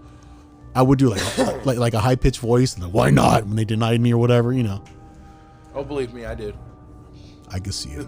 I think I saw a video as you as the bearded lady. One of these. Yeah. No, there is a point where I'm in one, and they didn't get all of it, but they got a good portion of it. Right. I'm just like, hi, honey, how you doing? Wait, what? What's wrong? Huh? That is horrible. I remember I saw you as a soldier too for Rogue, and I was like, man, I was just like, Yeah, last year I got to do a lot. that was fun. I was like, They were very accommodating in that fact. I was low key jealous, but at the same time, I'm like, right on, dude. Fucking Tim gets to do other roles. I'm like, fuck yeah. Yeah. I couldn't stay for the full Sundays, so they would let me come in as a backup. Backup, there you basically. go. But I because I was main cast, I would be doing something, but I didn't know what I was doing till after gate opened, and that always killed me because I love being at the opening ceremony. Right. I was so prepped to play a soldier. I was gonna take my beard down to like a 5 o'clock shadow, Yeah. high and tight, my haircut, and I was like, okay, I guess I'm gonna do Feast, which was cool as hell. Anyways, I think I cut my hair short anyways, my beard. So going back to Feast, Joel was kind of like the marking point of the gauntlet. You think? I think without him, like I said, his scare was very disarming. Like it took the tension down. Like, okay, is this what this is gonna be like? Yeah, I think that's what this is gonna be like. So kind of a fake setup. Like people are, it's gonna be like this from now on. Yeah. Okay. And I think that really worked gauntlet, so to speak. I mean, as far as intensity goes, I would say no, he's not part of it. But I would definitely say if we didn't have him, it wouldn't be there. It got very tight after him. The area, sinks and pots and pans and body parts. They got very, very narrow. Yeah, and then moving in and out of the crowd, knocking on things, startling people. He was another one that he just went through the crowd, unnoticed, just like nothing. Yeah, you know. And he'd pop out of corners and areas I didn't even know existed. I'm just like, how in the hell did he get? Me a couple of those in some of the hiding spots, like by the oven. I was like, how in the hell did he get back there? I was like, yeah, no, he showed me that. I was like, yeah, I'm not gonna fit back there. You're small. I mean, he's not like small in the sense of height. He's just a thin. He's a thin man. He's got he's wiry. And for anybody who gets that reference, you're old. I would definitely say if he weren't there, I mean the intensity would still be there, right? But there was definitely a setup with him. Yeah, I think it would have been like, oh yeah, that's scary. Oh yeah, that's scary. I really think that disarming moment with just the jokes and everything, it puts you at ease, like for a minute, like, oh yeah, no, hey, that's funny. So he kind of lets oh Jesus Christ, and they let their guard down and they step into the gauntlet, exactly. and they're getting attacked by everyone. You get the madman JD naked. I could have swore he was naked one night in that pin. Yeah, I don't want to confirm whether he was or not. No, I'm sure he wasn't. No, he's in the tank top. I mean, you're getting attacked by JD, who's the butcher, and then Gerardo, who's in a metal band, I believe. Yes. So he could scream all night. I would hear you guys. I was downstairs doing my thing, in the little quiet landing, and I would hear the screams from JD, the screams from Gerardo. I would hear you yelling at people. Yeah. I'm like, dude, are they killing people up there? I was expecting like dead bodies to come down the stairs. And they'd get to the to the oven, they get to the skin room, and they're coming down the stairs, and then there's like kind of a calmness, and they're like, "Is it over?" And people thought the maze was over. Yeah, because the old blueprint, though, the old blueprint of the maze in 2018 was you would go down into the engine room. There'd be a couple scare actors there. Okay. But for the most part, like you'd go through there and you'd turn to the left towards the propeller room, and you'd walk out the maze. Okay. That was what they were used to. I think that was where I'd say 30% of that was coming from. Okay. The other 70% would have been from all of us up there. Right. Very intense. I mean, they definitely put the right people in the right position. Yeah. And just you were. Well, I mean, even when you considered switching out Gerardo for James. James can't bellow like Gerardo, but like he can pop scare like nobody's business. He can improv like nobody's business. He killed me with his improv because it was very like not campy. Well, I mean, he's one of those people like you were talking about. He's literally created a whole character. Oh yeah. This, and his character knows what he's doing. Yeah. It's amazing. I love the contacts he wore, and he was like very like kind of bubbly a little bit. He's like, "Hey, chef's gonna get you. He's gonna get mad." And that's you're coming like, "Send more meat." Just yeah, that was the best. It's just you guys were just murdering him upstairs, and they're coming down where I'm at, and I'm supposed to be you popping out like, "Where are you going?" And what killed me, one person, I told you this before, is I'm getting ready. I'm like, "Okay, here they come. Let me get in the character," and I'm like ready to jump out. And I hear someone say, "I think we're below water now." And I jumped down. I'm like, I jumped out. Yeah, we're about 60s phantoms below the sea right now. Yeah, and like I just said it in my normal voice as Rick. I'm like, yeah, we're below the water right now. I'm all, you don't have to decompress before you exit the maze. And they thought I was serious. And I was just like, fucking people, dude. Oh dear Lord. So I don't think I've ever shared this story, and I'm gonna share it here. So we obviously did the fresh meat gag. Yeah. And so it was some ladies. And they said this, I didn't. And then I jumped out. I'm like, where do you think you're going, fresh meat? And then she tells me this, and I'm verbatim. I'm quoting what she said. She's like, I can't believe what to say. She tells me this.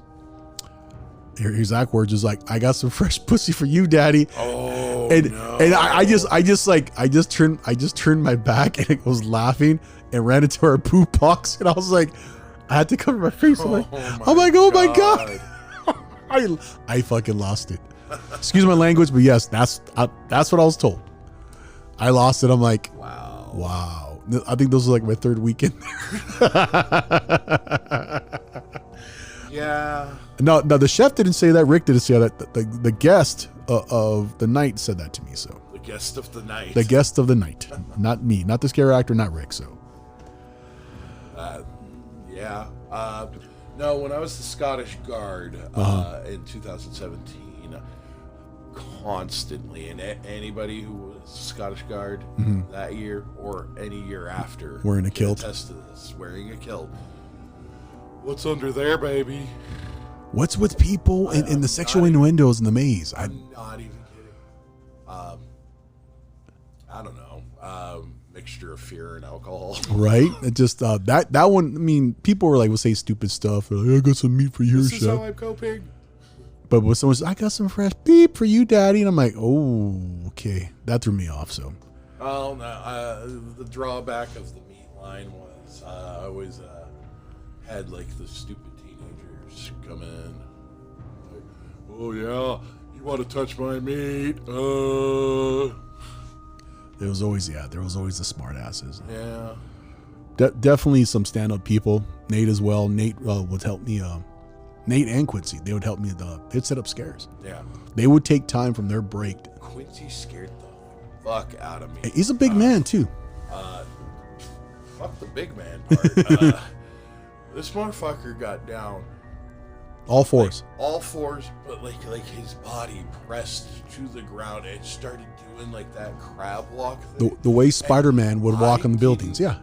I didn't see him at first, and I come storming out, and like I literally come storming out of the boo box, and the screaming didn't sync up. And then I see Quincy's arm move, and I'm like, oh. And I have to shoot all the way across to that freaking makeshift wall that was there, and just kind of post up, like, okay, that was his scare. He would do that. Coming up the stairs. Like, I mean, like, it made me like almost jump myself. Like, oh shit. Definitely. Like, it took every part of me to just keep walking across Keep going that straight. room. It would happen to me sometimes. I would jump out and like you're coming back from a break, and there's two chefs standing there, and I'm like, oh shit. We worked that out pretty well. Yeah, we did pretty good. We'd whistle or knock at each other. It's like Yeah. we'd knock and just like definitely some stand-up people in that maze. Quincy helped me out with some scares, and just Nate was always checking up on me. Yeah. Isabella, Isaac, JD, Gerardo, and James. I mean, just yourself, just stand-up people. Yeah, Nick, everybody, just so many people in that maze. So we had a couple experiences that we discussed. Yes. And I can't say, I always like to debunk everything. Let's see what this key does. I think it's this one. That is horrible. It's supposed to be some suspenseful, like psycho music. That's horrible. I can't deny, but also I can't say it was something I can't say it was something, I don't know. It could have been my imagination, but inside the boo box, when the tarp was blowing and touching the back of our necks, and then gusts of wind, and then we also saw like gray smoke inside the ship. Mine was white. Kind of more of a pale white. Yeah, mine was white, and it hung like right above that door. You're going out the if you're coming down, you're passing the boo box, then you're turning to the right and going down the stairs. The stairwell. That door right there. I don't know where it could have came from. I don't know how. There's no fog machines in that maze. Yeah, there's no fog machines in Feast whatsoever. To me, smell machines, but not fog machines. It was for me. It was in the doorway, and it was just kind of like a shimmering. It looked like it was something wanted to manifest, and it was like kind of like a grayish white. Well, I mean, I can't attest to any manifesting, but I just hung like in the corner of this Right. doorway to the stairwell, Mm-hmm. and then it was gone. There was that. Then our boot box was enclosed with tarps. Yeah. So our boot box was literally I would almost say trash bags. Yeah, like black tarps. Yeah. Black tarps, like thicker than trash Uh-huh. bags. But it only spanned about 1 foot by 4 foot. Very tight. Very, very tight area. But the room beyond that was probably a good 10 feet by 8 feet. Decent sized room. Decent sized room. And it had a bunch of props stored in there. Right. I know, I checked. I turned on the lights. And I can't speak to how your experience on this one. But it flat out felt like someone was poking me Through the tarp. through the tarp in the back of the neck. And I mean, like, there's no ventilation in this room. Again, trust me, I checked. The only other thing in this room is another door on the other side, and it's firmly locked. Mm-hmm. I felt it in the back of my neck. The tarps kept moving, hitting like the back of my legs.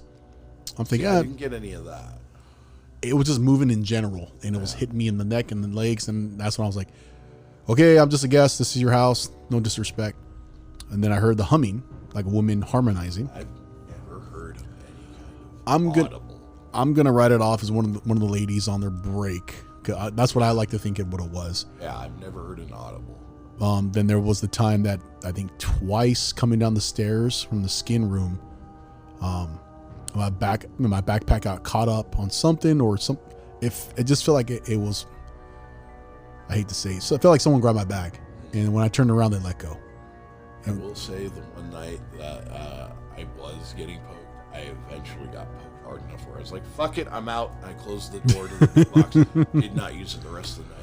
Yeah, I can't explain that. It's just, and then the guys told me stories about, Yeah, James and the lady up at...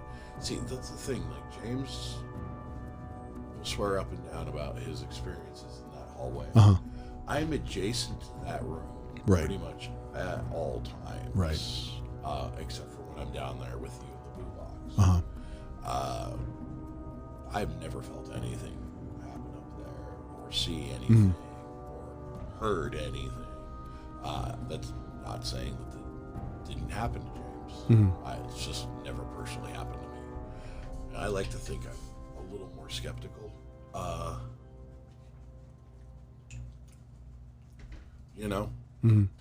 I'll look for an explanation before I say.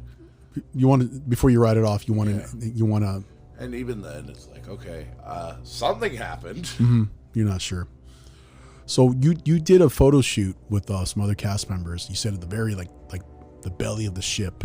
Yes, for the promos, they took us down into the area where the secret bar was, the super secret bar. Right. For the whole event, was down in the underbelly of the ship. So we're doing photos down there. While I was waiting for my turn, I was kind of, just curiously like looking around and whatnot. And, being the dumbass that I am, I walked off in the dark. Right. With nothing but my little phone light, which I wasn't using. That's just eerie. Yeah, I didn't even think about it at the time. Right. Right? I couldn't have been more than 10 feet out, and you kind of turn around and you can see the light for like the photo shoot. Down this hallway, and then you turn around and you see nothing but blackness. It was the most unnerving feeling. I couldn't do that. I was just, I mean, I'm a big dude. I'm 6'6", 300 and some odd pounds, and yeah, I would very nearly say it was borderlining on terror. That's some old history in that ship. Yeah, and again, that's just like discounting ghosts or anything. That's just a feeling I got. It wasn't even that I was in imminent danger or anything. It was just like, holy fuck, I can't see anything. I'm scared. Just imagine, it's dark. There's no outside light. There's no exterior lights besides the photo shoot. I mean, yeah, I couldn't have done that. That's no thanks. And knowing the history of the ship, the accidents and the people that died in that area, possibly, it's just, I think I'll pass on that. All right, so let's talk about Black Mass now. Okay. What do you want to know? Okay, so for the people at home listening at home or in the cars, how would you describe Black Mass? Black Mass is a immersive experience. I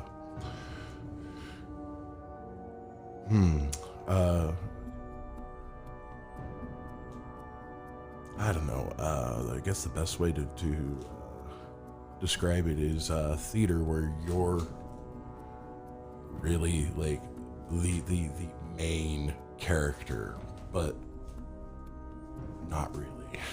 So this wouldn't be like a traditional haunt where like I'm walking through and there's like facades and there's actors in makeup. I wouldn't really call it haunt at all. Okay. What's the best way to describe it? Well, I mean, I guess the best way to describe it would just be to talk about some of the shows that I've done. So I play Baker, who through the course of the shows so far, and it is a story narrative on the but not all shows will be. Some of them will be one-offs, but Baker is in the series M. That's just what it's called, M.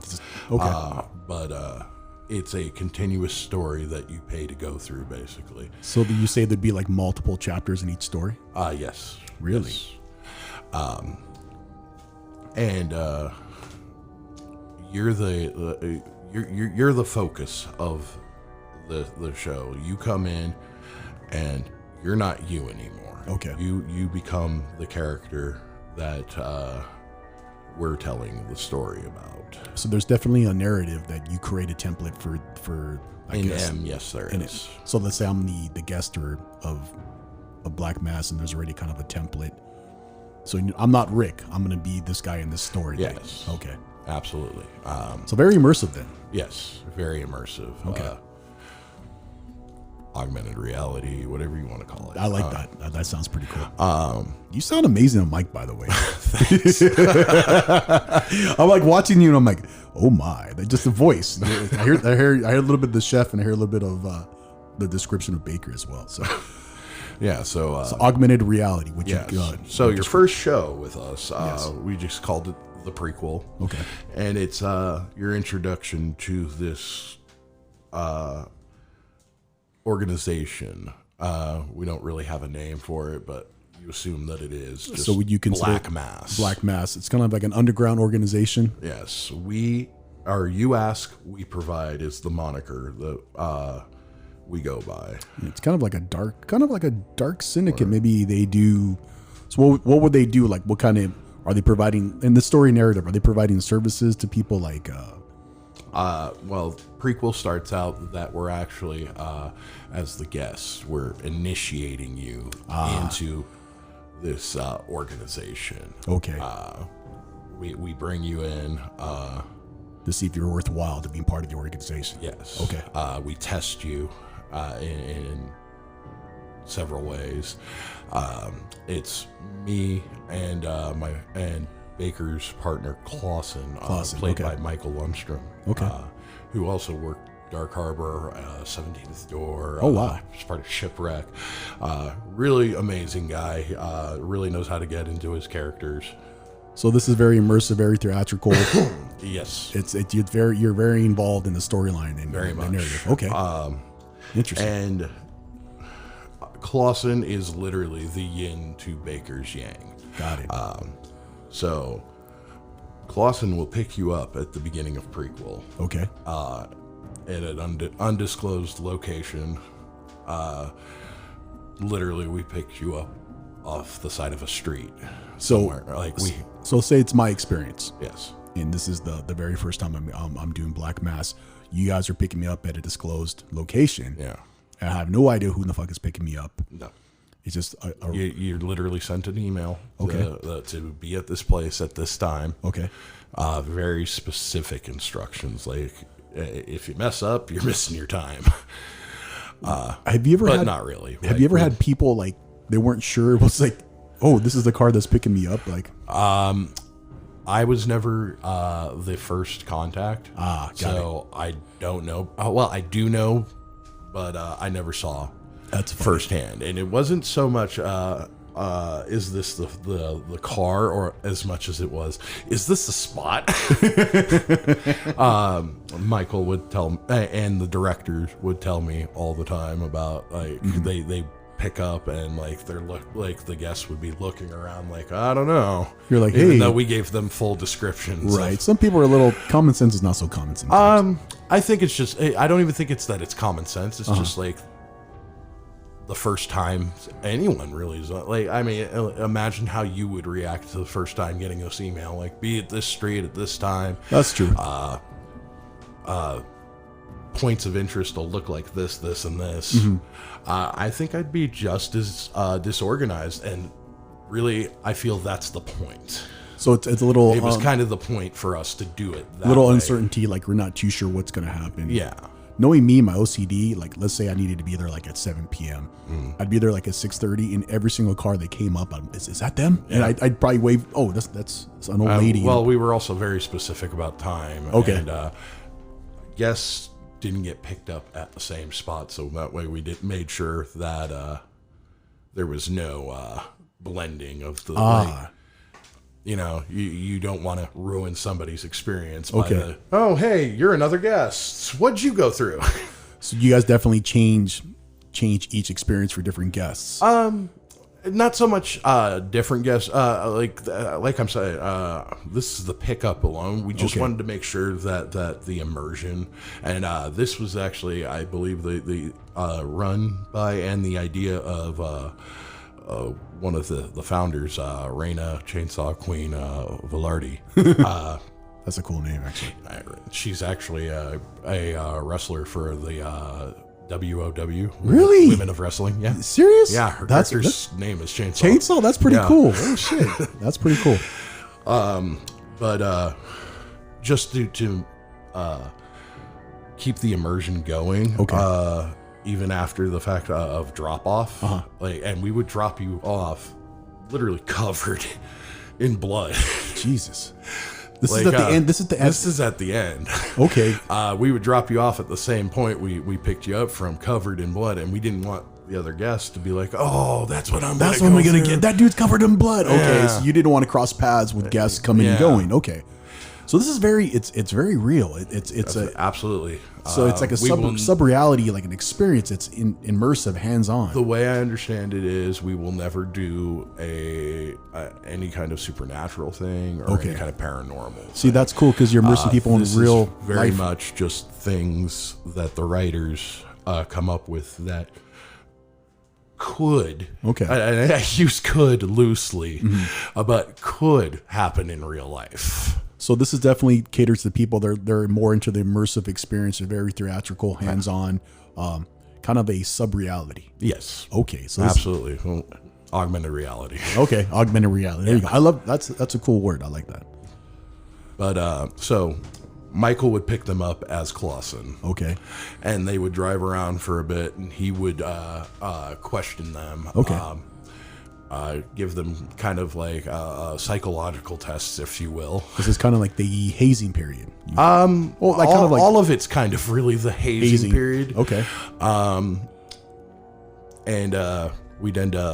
they'd end up coming and picking me up at a completely different location. So Baker is not in the car. No, The initial. It's just Clausen and the guest. Yeah. And the guest is blindfolded at the time or has a hood over their head. So we're at least taking away their sight at that point. I'm hoping it's a passenger van, because if you get in that car, I'm not going to tell you. You're not going to fit if it's like a Prius or something. I'm not going to tell you. Okay. But so they pick me up at the next spot, and I get into the car and I just kind of shove the person over, like really like crass, like no respect at all. You let your presence be known. Yeah, like, and Baker is all about presence. You know, if Baker were to describe himself, he would say he's more of a wet work guy. You know, got it, hands-on guy, very hands-on. Very. So you'd consider him like maybe, and then he'd crack some, sex joke or something. So very, very hands-on guy. Yeah. Likes to get his hands dirty. Okay. Well, yeah. And there's more to Baker as you go on. Okay. So Baker gets into the car, and from there, it's just Baker does not even pay attention to the guests. Okay. It's just him and Clausen kind of spitballing. Clausen hands Baker the file he's been ticking up. Okay. With all the questions and everything. And Baker kind of just like casually looking through, like, oh God, not again.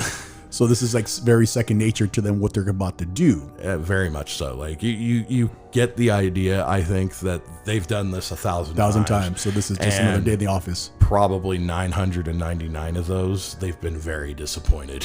Really? Yeah. So would you say that Clausen and Baker have some type of prior experiences? Oh, absolutely. So that's why they're partners. You can tell they've been together for a very long time. Got it. They mention jobs that they've been on in the past, and there's very much a feel that like these are two guys who know all the ins and outs of each other. So there's a reason why they're doing what they're doing. Exactly. Got it. So it's just back and forth for like probably about 3 minutes until we drive you to the site where we're doing the initiation, and we bring you in completely blindfolded. Depending on the situation, we either made them remove their shoes or whatnot. Interesting. Okay. Just little things, and we didn't always do it, but sometimes we did. So would you say that you guys would test the levels of people's comfort, maybe like removing their shoes or whatever, or having certain conversations around the guests? Oh, absolutely. Okay. And that is one thing about Black Mass. Everything that happens, we're paying attention to. Your decisions in the end, got it, will shape your experience. So it's whatever decisions you make definitely shape your experience or your outcome. Yes. Okay. I mean, there's an idea of where we're going to end up at the end of all of this. Got it.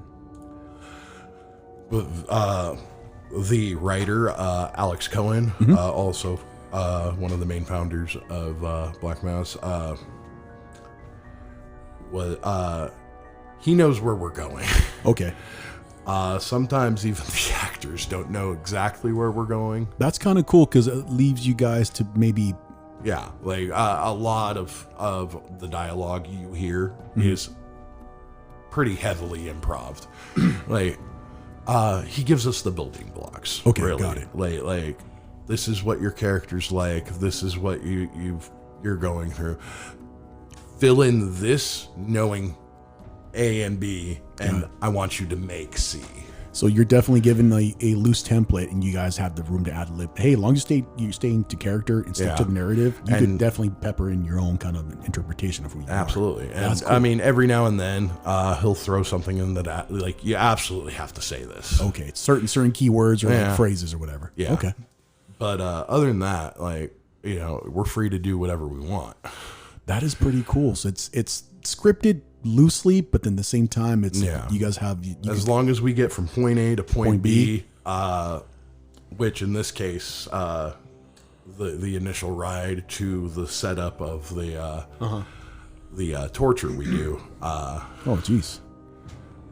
Honestly, I don't really look at it as torture, but I'm also the guy who took like 60 something shots from a taser during That's one of right. those shows. You got tasered in one of the shows. Yeah, well, one. Multiple times. But, well, all right, just to be clear on that, and we'll get into this further on in the podcast, but I not only agreed to do it, I gleefully begged to do it. And they would, the founders would not do it unless we met certain parameters, i.e., we had to have a medic on site.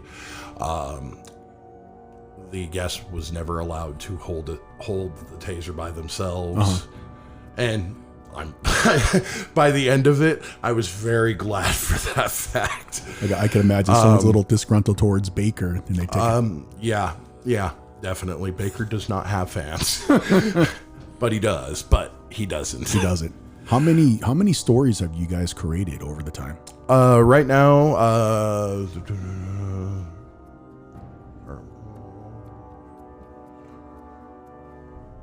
right now in M, there are, I think 5. Oh, that's pretty cool. Pretty cool. Part 1, Part 2, Ration. There's 6. So M is the series, and then in that series is multiple chapters, which are different stories. And then there are other shows that we do, Chainsaw and our other our technical director and the one of the other founders, Paul Edwards. They do a show called Pathology, and they just did Intimacy, which your buddy Justin. Is that the one that was based on Valentine's Day? No, I saw one. That was Hell Date, and that was by the final founder, Maury Stewart. Okay, and that was kind of her take on.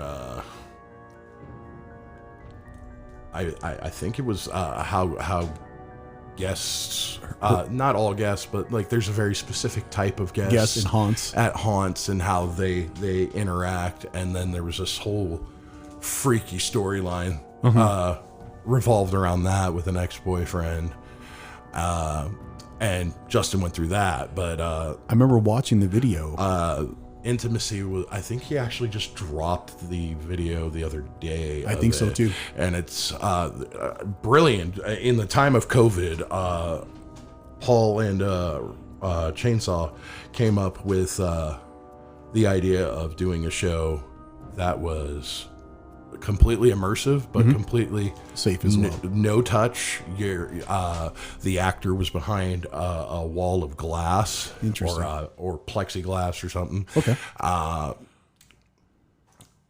Everybody was everybody. There are 3 people. There's the actor, there's the stagehand, and there's the guest. The guest as well. And everybody sanitized. They did temperature checks before and after. Masks were required. Like it was amazing, really, to you guys were able to hear about how all this went down. I unfortunately didn't have the chance to see it myself. But I mean, like, it's all these different ideas kind of just in this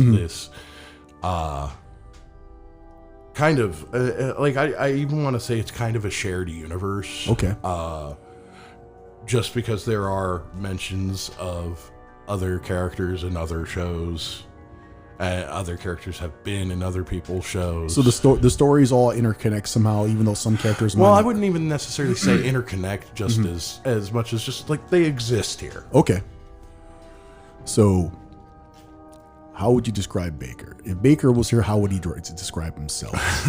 What kind of person are we dealing with when we go to Black Mass? Baker would describe himself as the shittiest shit that ever shit. He is the man. He is all that is man. He doesn't give a fuck. Just no fucks given. When people say no fucks given, they really can't imagine what that really means. That's how I view Baker, and that's kind of how I play Baker. Just like, what? There are consequences. I'll deal with them later. Whatever. Right. Not even I'll deal with them later. Just like, whatever. Bring it on. I don't fucking care. Doesn't care. So he's definitely the muscle of Black Mass. He's definitely the muscle of Clausen and Baker. Got it. The yin and the yang. Yin and the yang. He's I don't want to say he's a meathead, but he acts like one. He acts like one. Like he's more aware of what's going on, and because he has to be because of Clausen. Got it.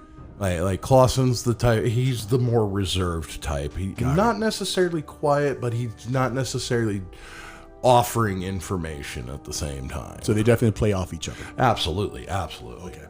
And that's one of the great loves of having worked with Michael many times before, and having known him over almost 20 years. Oh wow. Yeah. Okay. Clausen and Baker are when I say yin and yang, I cannot come up with a better description. Better description for that. Like one is definitely more I wouldn't say peaceful, but slow to anger. Okay. While the other one's just like 0 to 60. yeah, definitely 0 to 60. But yeah, so going back to prequel, we get you into the location. We lay you down on this bed. We tie you down, but not heavily. Like it's more in an action of symbolism. And at some point, on a couple of the guests, I grab like the fucking the restraints and start moving around. Look, I'm Pinocchio. But a lot of it is just them laying on this this dirty, nasty looking, like blood soaked mattress, and having a Chinese water torture, but with blood, basically. So the initial story is it's the testing grounds for the guests, see if they're worthy to be part of Black Mass. Absolutely. Got it. And over the next 10 minutes, Michael just does these amazing off the cuff dialogues, while Baker's just kind of like sitting there and like checking their pulse and, you know, lightly smacking them a little bit. Like nothing heavy, like nothing that you were going to come away with a bruise or anything. But, you know, just kind of lightly pushing them. And we eventually get to the real test. Like, this is just us fucking around, kind of having fun. Toying with the guest. And the real test comes when I end up walking away from him. Michael's removing the restraints and helping him stand up. And I pull this child out of nowhere. And by child, I mean like probably like between 10 and 13 years old is what we're trying to make them think. Right. Obviously, this person was very, very older. Right, of very, age. very, very legal. Very young looking. Very consenting. But they're basically, they're covered in a sheet. And then I have to yell at it. And I say it because like we don't... Traditionally, we actually do try to stay away from gender roles because we don't want to give away the character. That makes sense. That the guest is playing. We want them to guess who they are or what they're doing, or, you know, are they an adult? Are they a child? Pretty much like we want you to put together your narrative as far as that goes. So you're leaving the build up to the guest to figure out what role they're playing in their experience. Yes. Like you're like, hey, you're the 35-year-old man. No, it's up to you to figure it out. If you ask Justin, he'll tell you he didn't know that he was supposed to be certain characters at certain times. Got it. I kind of like that. It's a build up to you to figure out what you're doing. What your I mean, is. if you're even into that, if you're not, then you just had a really cool experience. Okay. You know, I mean, that's the way I look at it. I mean, I would be more the type, I think, where I'm like, am I this guy? Am I that guy? Trying to figure it out. Yeah, me too. Wait, they never said who I was. But at this point, I will bring over this case and open it up, hand it to Clausen so that the guest can see exactly what it is. And it's a gun.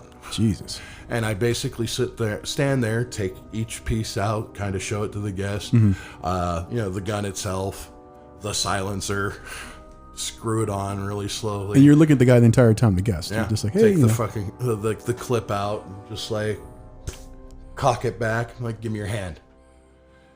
And this is the very first story. this is the very first story. This is your this is your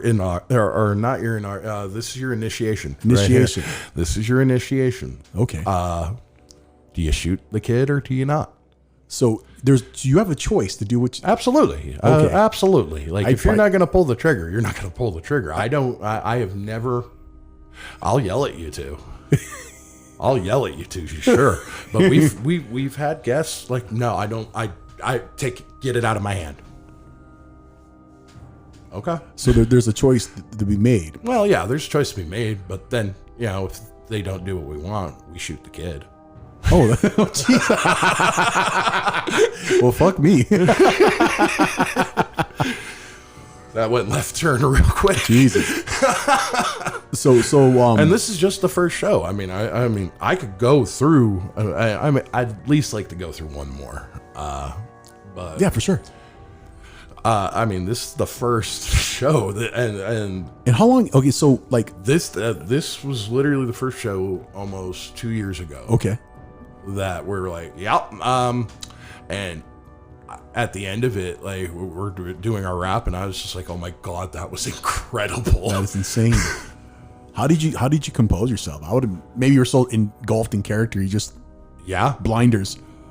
There's times when I the little scare acting I have, I broke character by laughing because something was funny. Well, see, that's the fun part about Baker is he's probably laughing. Yeah. He's getting a kick out of this. he can laugh in the most uncomfortable of circumstances. Just like, man, we fucked up. So this is the very first story. Very first story, and this is where I knew I was hooked. This You were is hooked. where And this I one- knew that Black Mass was going to be something just amazing. Amazing. So this is definitely so as the guest decides to shoot or not, there's definitely an outcome Absolutely. that will affect the later experiences. All your choices do come to a head. That's all I really know. Okay. I don't know what's influencing what because Alex Cohen's kind of a dick. No, I love Alex. I love Alex to death. I think he's still deciding. I know he has a final template. Like, he knows where the story's going. I think he's pretty much just deciding how the decisions are going to. This could go on like forever, like multiple chapters, multiple stories. Yeah, and the great thing about how we've set up Clausen and Baker, even if we ever did come to an end, we could always do other shows because from earlier on in their lifetime. That's true. So you could like bring back you could like create previous experiences. Mm-hmm. I hate to use the term spin-off, but like, well, yeah, quite literally, spin-off would be the best term for it. it could be like a spin-off like of Clausen's first experience, maybe killing someone or Well, whatever. we actually we do something like that actually. Really? As part of the shows. Okay. Yeah, with both inauguration and branding of the Lamb. They're kind of before part one, part two, even prelude. So there's like flashback stories to prior to Exactly. prelude, and you have an experience. Exactly. Okay. Like the other show I really want to talk about is inauguration. Let's talk about that. That one is a heavily Baker-centric storyline. And that one sets up with you're picked up from a random location. Okay. Well, random. We decide the locations Okay. and kind of just assign them out as, or Raina does, as she sets up time slots. Got it. I'm sorry, chainsaw. But you're driven to this house and dropped off in this garage by these two people. They kind of give loose dialogue, but they keep it simple. Excuse me. It happens. So the garage door opens and there's Baker. Okay. Just sitting there with a tool belt on his shoulder. in his PPE mask. And Baker specifically actually always does wear a mask. Way before his time. Before COVID? Yeah, way before COVID. He was a trendsetter. That was actually mostly just an idea I personally put into the whole thing. Like, it's not so much about his identity as much as it is that he feels like this is Baker's actual feeling as far as my motivation for him. The reason he wears a mask is that he feels that you get more expression just from seeing his eyes. Yeah, something about the eyes. Versus hearing the words from his mouth and seeing his lips move. It's like you hear the words, but you've got these intense eyes just staring you down, looking at you. It doesn't help that he's 6'10" too. So, you know, Baker's very theatrical too. Like very just like, I am the biggest thing that's ever blitzed or glammed. He's very, you say egotistical maybe? Oh, absolutely. Okay. Absolutely, which it's kind of fun with part 2 because, well, inauguration at the end, you're kind of, Baker's kind of busted down a peg. Okay. And then in part 2, really busted down a peg, and if we have time I'll go into that too. For sure. But with inauguration, this is his and Clausen's first job, so the guest is Clausen. Oh yeah. And this is the second experience no, different story? This is one of the spin-off stories. Okay. So like prequel happened, then part 1 happened. Okay. Then we brought inauguration in to kind of give a little more background. That's kind of cool. I like that. Then part part 2 happens. Okay. Then we did branding. Okay. Branding of the Lamb as kind of just a little looser kind of background. Mm-hmm. And, you know, once all this COVID stuff's over, there's a lot of other shows too. And I'm segueing a lot here, but part 3, once COVID finally gets under control, we're doing in part 3 for sure.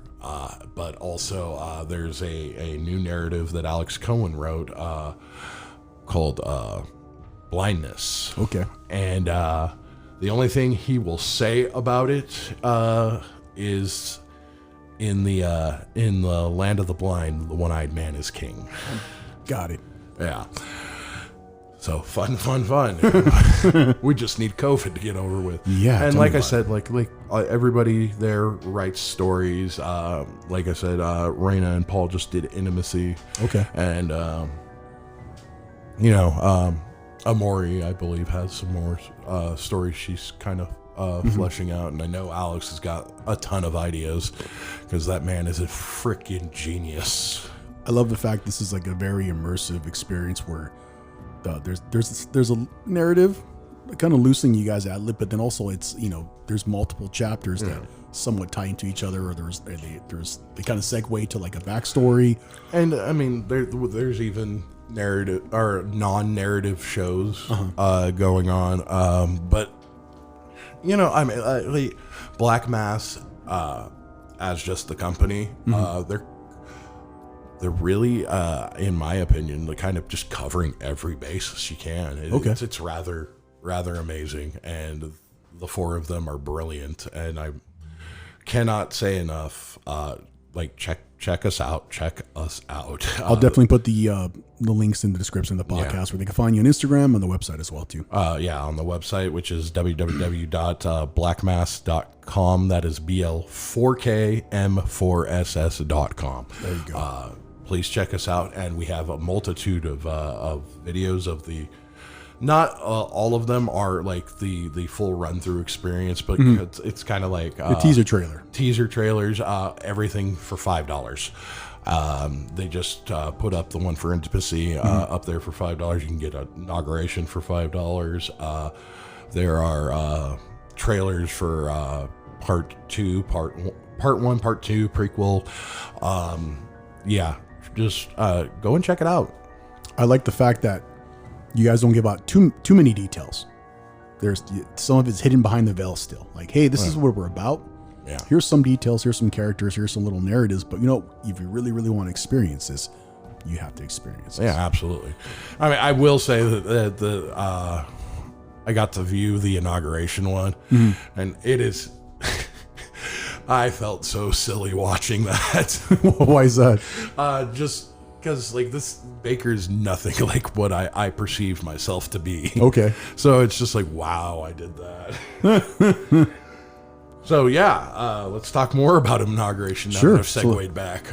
So the guest meets me in the garage, and I give them this whole like 30-second impassioned speech about like, oh, I'm so excited that you're here. We finally get to do this. I actually imply the first time I got to see Clausen kill. Okay. And just like, you know. Is that the video that, I think that's a video that you guys gave me to post and share, where you're holding the guest by his face? That is inauguration. Okay.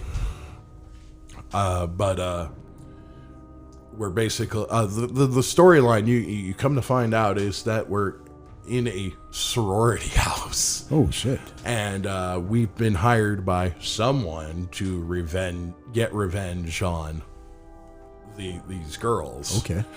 So me and the guests come in, and we creep in a completely dark hallway, kind of listening for noises, checking rooms. When we come up on the first occupied room, which has 2 people in it. Okay. We creep in. One of them's asleep on the bed. The other one has headphones on, and she's doing her nails, her toenails. This Lauren Sanders, brilliant actress, by the way, also goes by Tinkles at Dark Harbor. Tinkles at Dark Harbor. Yes, Tinkles the Clown. She has been a very good friend of mine since Dark Harbor started, or I started Dark Harbor. Since Dark Harbor started? Yes. She's been a really good friend of mine since I started at Dark Harbor. It was actually her first year too. Oh, wow. So we kind of just bonded over the whole, we're new monsters there you thing. Go. As did me and Kent McLean Crash. He was kind of my first buddy at Dark Harbor. Like, let's go have a smoke and hang out for hours on end while we wait for makeup to get on, and then while we wait for makeup to dry. Right. So so it's Lauren Sanders and another actor who I just don't know where she's from, so or her previous acting experience. But her name is Heather. I will say that. And she was brilliant just in the fact of well, I'll get to it. So the first part is me coming up behind Lauren and kind of tearing her headphones off and grabbing her mouth at the same time so she can't scream. And I'm yelling at the guest, like, Clausen, get the door, Clausen, get the door. And the door closes, and I kind of, look at her, and I'm just like, I'm going to take my hand away, and if you scream, you're going to be swallowing teeth. And she nods with the whole threat and everything. I take my hand away, and then we gag her, and we tie her up and everything. And then Heather's in the corner in the bed, kind of gives a groan and a shuffle of her blankets. And I'm just like, oh, there's somebody else here. And I at this point, there's been a transfer of the tool belt to Clausen, and I'm like, Clausen, give me the hammer. And the guest will hand me the hammer. Okay. Just like, oh, what's happening here? And I take the hammer, I kind of swing it around in between my fingers just to kind of show how a badass I am. And I get on top of the bed, just and Heather is just kind of laying there quietly and kind of moaning, like, what are you doing? And I'm just like, shh, pretty. And I just start slamming the hammer down. Jesus. On this head of cabbage that is hidden under the... So just making this awful, wet, right, nasty like you're sound. smashing. And what you can't see because of the lighting is we've actually covered her face in like blood Okay. and everything. So I do this for about like 2 or 3 minutes, just going Just to hammering. town Jesus. with this hammer. And trust me, the cleanup afterwards was kind of nasty. Right. But I get off of I totally muffled there. I get off on the off of Heather, and I call the guest over, and I'm just like, look at this, and I just wipe some of the blood off of her face. Smell that? Now lick it. Come on, lick it. Sicko. Yeah, just kind of goading them here and there. Right. And it's like, all right, well, let's start with this one, and I kind of reveal the intent with what we're here for. Okay.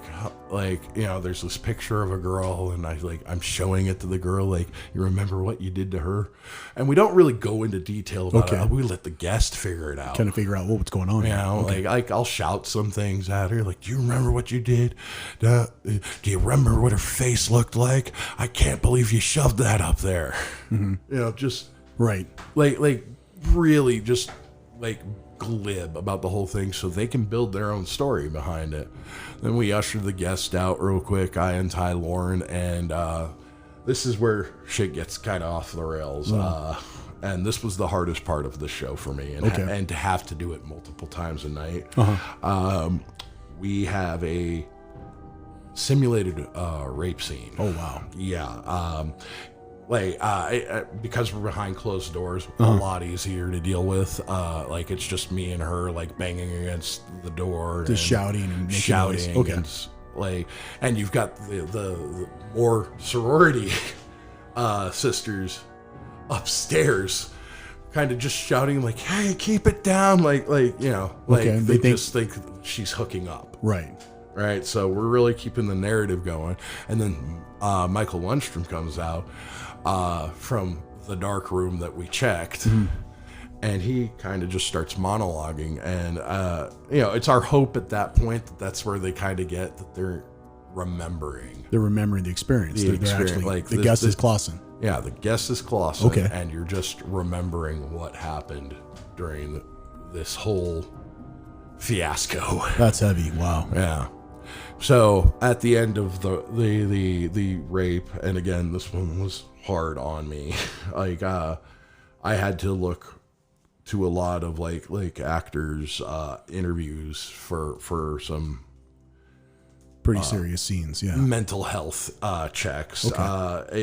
It was comforting knowing that a lot of actors have been through this whole like guilt thing over it.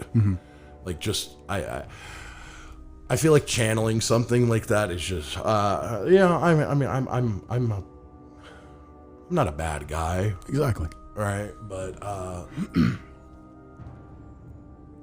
there was something about that scene that just made me feel dirty. They had a hard time with that. Yeah. That's completely understandable. And yeah. it was helpful to know that a lot of these actors, like Hollywood level actors, go through that. Okay. You know, so I took a little comfort in that, and Raina and Alex, Chainsaw and Alex, were very comforting about that. Like, they would check on me after every show, make sure I was okay.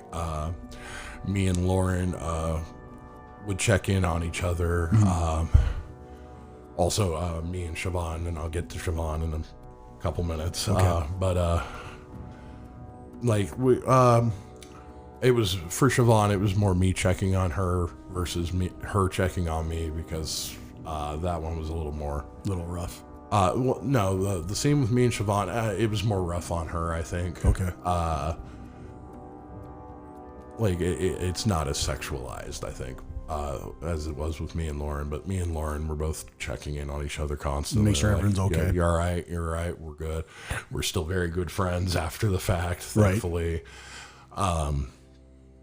You know, and she's very professional. Don't get me wrong. Like she knew what we were doing. She agreed to what we were doing. I even dare say we were both kind of excited originally at it, just because it's like, oh, we're gonna ham this shit up. Then we didn't ham it up. Right. That's pretty heavy. But Sorry, a little dry throat. No worries. Everybody was really, really supportive during that scene, and we got through it, and I managed to do it still like 3 times a night. Wow. So from there, Lauren is dead. Like I kill her during the act. Jesus. And that's when I kind of I open the door, and I'm buttoning my pants back up and zipping them up, which I specifically made sure I did. So that way when I open the door, it's like, yeah, I'm just fixing myself Right. Ever the method man, right? Right. And I make the guests come in, like, did anybody hear that? You know, just kind of like checking with the guests, because they're supposed to be keeping an eye out, right. But the whole time they're occupied by Michael Lundstrom's audio or dialogue monologue. Yeah. So I have the guest Clausen help me move the body and kind of set it up according to what we were hired to do. Okay. And then I hear the stuff upstairs, and I'm like, all right, let's have a little fun. Jeez. So you kind of get the idea that maybe that was in the script. Okay. What I'm about to do What next. you're about to do next. Okay. So we go stalk upstairs, and we have to kind of like hide out for a minute, like plaster ourselves against the Right. wall. Being very secretive. Yeah. While these 2 girls are arguing. Then you hear one of them stomp off and slam a door. So you kind of creep up there, and you run into the next guest. Okay. Or the next, not guest, the next victim. Next victim. Okay. Yeah, or the next sorority girl.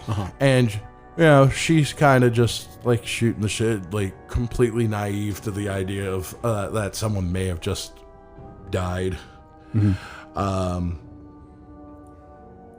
Kind of just checking or shooting the shit, like, oh yeah, like I heard you like hooking up with our sister downstairs. And I mean, at this point, mind you, I've got my hand is covered in blood from bashing the first one with the hammer, head yeah. in.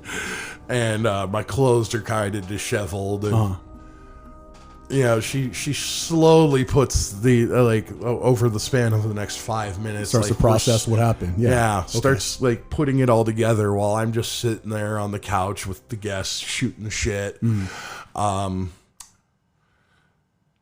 Finally gets it through her head, and I have to actually and this is Amanda Picard from 17th Door. Got it. And I will tell you, she made my job in what happened next just absolutely effortless. I have to grab her, I have to throw her down on the couch, and I have to choke her to death. Jesus.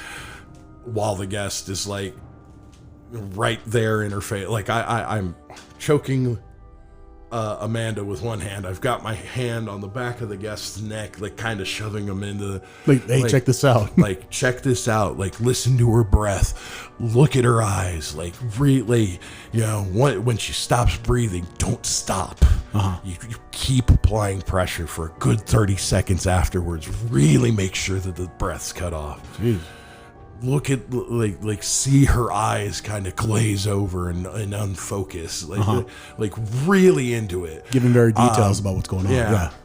Like really, like teaching. Like, this is, you know, like, yeah, I've seen you kill, but this is how I do it. But this is how you really kill. This is how you make sure the job's done. Oh, wow. You know? Like, it literally goes from all right, we're joking, we're making fun, this is kind of campy and stupid, to holy crap, what the fuck just happened? In like you said, 0 to 60. 0 to 60. So that's Baker right there. Wow. Okay. Like just super campy, kind of making stupid jokes, and from out of nowhere, just like to just like, holy shit, cold-blooded killer. Just cold-blooded killer. And then, you know, right back to campy, because like he'll get up after and stare at the guest and just like give him this whole speech. Like, I I got really campy with this one because I was trying to make Alex Cohen laugh. But I'm literally just saying to the guests, like, I don't care what you're into, men, women, dogs. Jesus. Don't care. This is going to be the thrill of your. After you do this is gonna be the after thrill. you see the light leave their eyes, this is your moment. This is what you live for. Jeez. And then, you know, I throw in the fact that, but wait, there's still one more. And we head downstairs to Siobhan Weitzel, also Dark Harbor. And she's in the bathroom kind of like being loud and noisy. She hasn't heard a thing. She's got a blow dryer running and everything. Right. And this is where Baker kind of gets really super campy.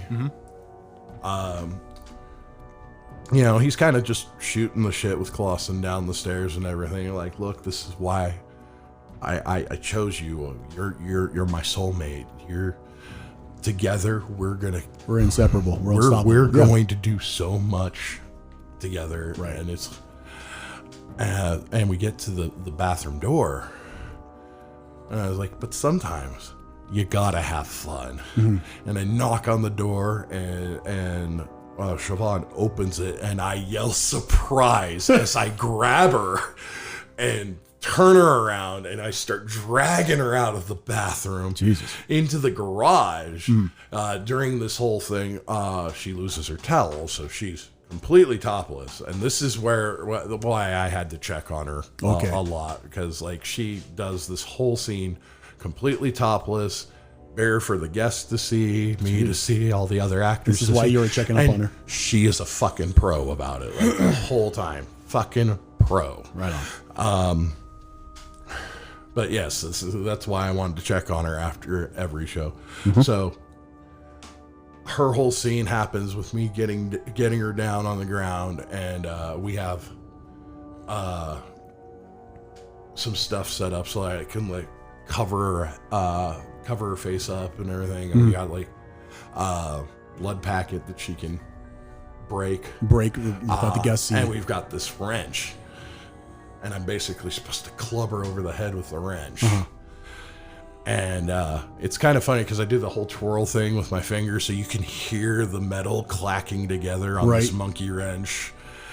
And we do this, like I crack down on the back of her head, which I don't actually do. Like, you know, if you've ever done stage fighting, you know, you aim for a point right behind. Right behind, yeah. Yeah.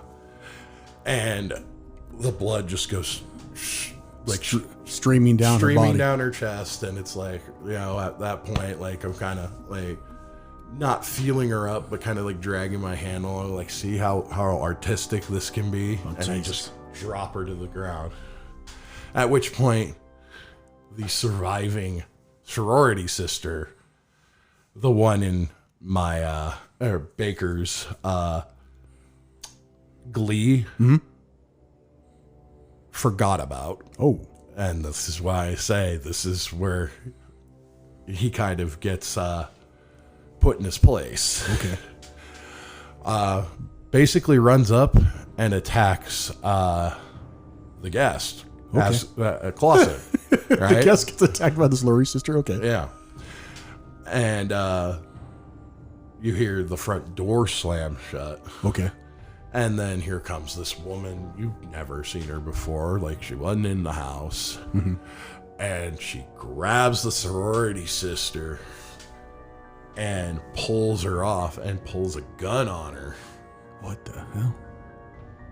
And then kind of looks at Clausen and just like, you know, shooting the shit with him. Like, I really got to clean up after you. And fires the gun. At which point you've got, if the guest is looking at me, it's like, wait, what? They had to they're totally dumbfounded. What?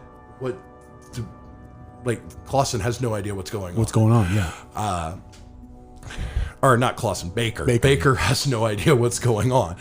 And through the next couple of minutes while we're, you know, cleaning up the guests, like, and by cleaning up, I mean wrapping them in plastic and sending them on their way, you find out that the woman who came in is actually the woman who trained Baker. Oh, wow. But now also knows Clausen, and basically Clausen set up this whole thing to kind of show Baker, like, I knew what you were doing the whole time. Jesus. And that's where, you know, like I said, that's how you know where you kind of find out that Baker's not as in control as he thinks he is. Thought he was. Yeah, okay. That's pretty, man, that's right? That's a gnarly background and story. I was like, what the hell?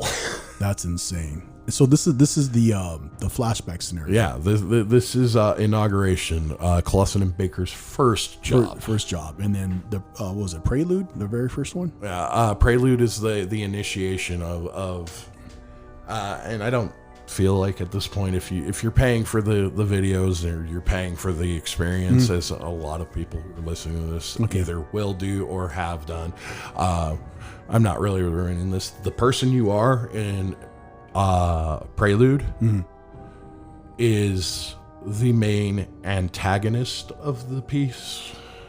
And I say antagonist because I don't want to say villain, because honestly, in my personal opinion, we are all bad people in this show. There is no good this organization. Guy. Jesus, there is no good guy. There's just so many intricate details, like for the stories. I know, right? And this is all from the brain of one guy. That is like crazy. This Alex Cohen. I cannot sing enough praises about him. Like, he is amazing. As are the other three founders. I mean, I've primarily worked on his shows, and the level of nuance that goes into them is just incredible. It's breathtaking. It's just crazy. It's just and I say this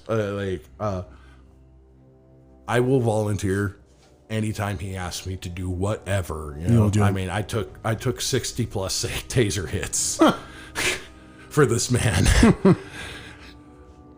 Anybody else we want to mention from Black Mass? While we're on the topic, a lot of the other 17th Door people, Sean, Jotaro, Sean, Jotaro, David, Tristan, everybody who was involved in part 2 was amazing. And mind you, in part 2, I don't even come into play until probably 2/3 into the show. These are all fresh faces that the guest is seeing.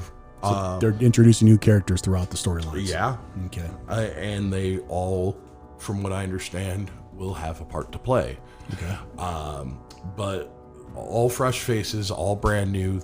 Guest has never seen them before, and the reactions I saw from the video were just amazing. I mean, like, these guys have to basically ad-lib for like a good half an hour. Half an hour, just kind of just unscripted. Yeah. Okay.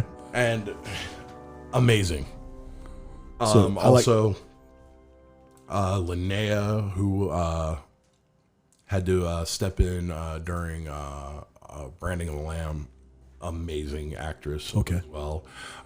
That pretty much, I think, covers everyone from Black Mass at this point. I think I have named everybody. So what can we expect from Black Mass in the near future? Well, you know, lockdown being an issue, I know for sure that part 3 is slated for sometime in the future, and part 3. I know blindness is definitely going forward, and I'm, from what I have heard of blindness, and I will be also in that one. Cool. I know kind of what I'm doing. I don't know what my character will be called or. Oh, so you're playing someone different then? Yes, I will. I will be playing someone different for the first time. And actually, no, that's not true, because Hell Date I played. You played the guy pushing the. I was the ride operator. The ride operator. That's right. So Baker's taking a back seat and on. Yeah, and that'll be nice. Like, I definitely don't want to get lumped into this whole like. Typecast. Yeah, I don't want to be typecast. I know I can do more. And I'm glad that I'm being given the opportunity to show as much. That's cool. But yeah, and part 3, blindness. I think that Raina Chainsaw and Paul have something in the works. I'm not sure though. I mean, I'm sure if you reached out to the founders, they'd more than be willing to do a show with you too. Yeah, we talked about that eventually in time. But so this is definitely a good experience for someone who likes the immersive theatrical performances. I like the fact that the outcomes, it's not necessarily predetermined, but your decisions have an effect on the outcome. Yeah, I like that. So that's pretty much it. I dig it. Black Mass. I think I'm just gonna have to suck it up and just do it one time. I think you will. I'm a big chicken. I'm gonna have to go now. I think you'll be fine, and I don't think that you're gonna have any issues with seeing me do something new. So I wanted to propose something to you. Okay. Let's go down to the Queen Mary one day. Oh no. I think we both have an idea. We know where the costumes are at. I do know where the costumes are so at. that's I good. 100% do. And saying that, I am not involved in this idea whatsoever. Between you and me, we know a couple makeup artists. And then we have, pictures and examples, well, especially from you doing promo of what the chef makeup looks like. And I would love to go down there and just like terrorize whatever staff's on that ship. Or honestly, I don't think there's any staff. There's got to be someone there. I don't think there is. I think that there's maybe like a skeleton crew of security guards. That's fine. That's just someone to fuck with, just to make our own haunt, it'd be the feast, but it'd be full, open, full range, just the whole ship. And the chefs everywhere, because there's two of them, The minute anybody gets wind that we're going to do that, they're either going to condemn us or join us. That'd be great. So it'd be. So technically, it wouldn't be Dark Harbor, so I don't think David Wally would get mad. Well, I think that we could have a legal issue on our hands because the chef is a licensed. Well, that's character. true. It could be a resemblance of the chef, and we'll call it like the dark water. Something. Dark water. Dark water. Oh, yeah. No one's using shipwreck. I'm kidding. Yeah, I don't think David Wally would appreciate that. So. I'm just trying to have fun, Kind of a dick on that last one. Sorry about that. It is what it is. It is. Hey, people are too sensitive. We're just joking. So I think that's it. Well, it's been a pleasure. Thank you for coming on. More importantly, and I've said this before, thank you for kind of taking me under your wing when I went over to Dark Harbor and giving me the ropes and showing me how to be the chef and whatnot. Thank you for bringing Black Mass to the podcast. Hope I do it justice. And so do I. I do too. There's definitely people that are interested in more of the immersive theatrical performances, real life performances. And experience. Honestly, I wouldn't be surprised if we started seeing haunts go more this way. I could definitely see mid-sized to like smaller haunts doing this and doing like a 30-minute performance. It's like, hey, you're going to pay, instead of just doing a walkthrough. I could even see like there being something like this at Dark Harbor, but it would be like its own singular experience, and you'd still have all the mazes around it. People want to be engulfed. People want to be Absolutely immersed. People want to feel like they're a part of it. There's times that I've gone to like other haunts, even like the generic walkthrough. You forget where you're at. Yeah, you're so immersed, you forget. So something like Black Mass, you're a part of it. Mm-hmm. You're like, oh shit, I'm this guy. That's actually one of the reasons I love doing Dark Harbor, is because like all the stories are based around the ship, right? And like you get inside some of those mazes and it's like, wow, all right, like I'm in history and I'm doing something pretty freaking nasty or scary. Or the fact that they incorporated, I better cut it off here, jeez. They incorporated real stories into the ship and into the haunts, and you're on this historical, I love that. So the few times I've gone to Long Beach recently, I see the ship and I'm like, it brings a tear to my eye. Dude.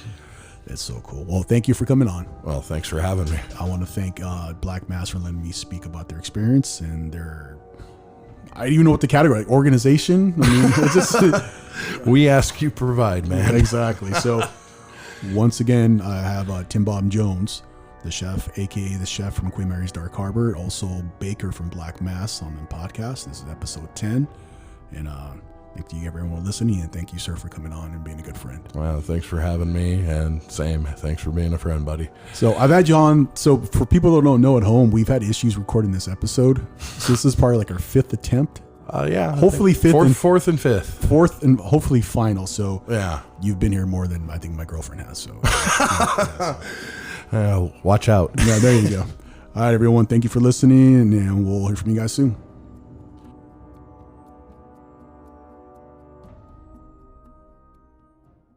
You've once again barely escaped the clutches of the Creepcast with Rick Creeper. Next time, you may not be so lucky. To find out more about the Creepcast and Rick Creeper, follow Rick on Instagram at RickCreeper11.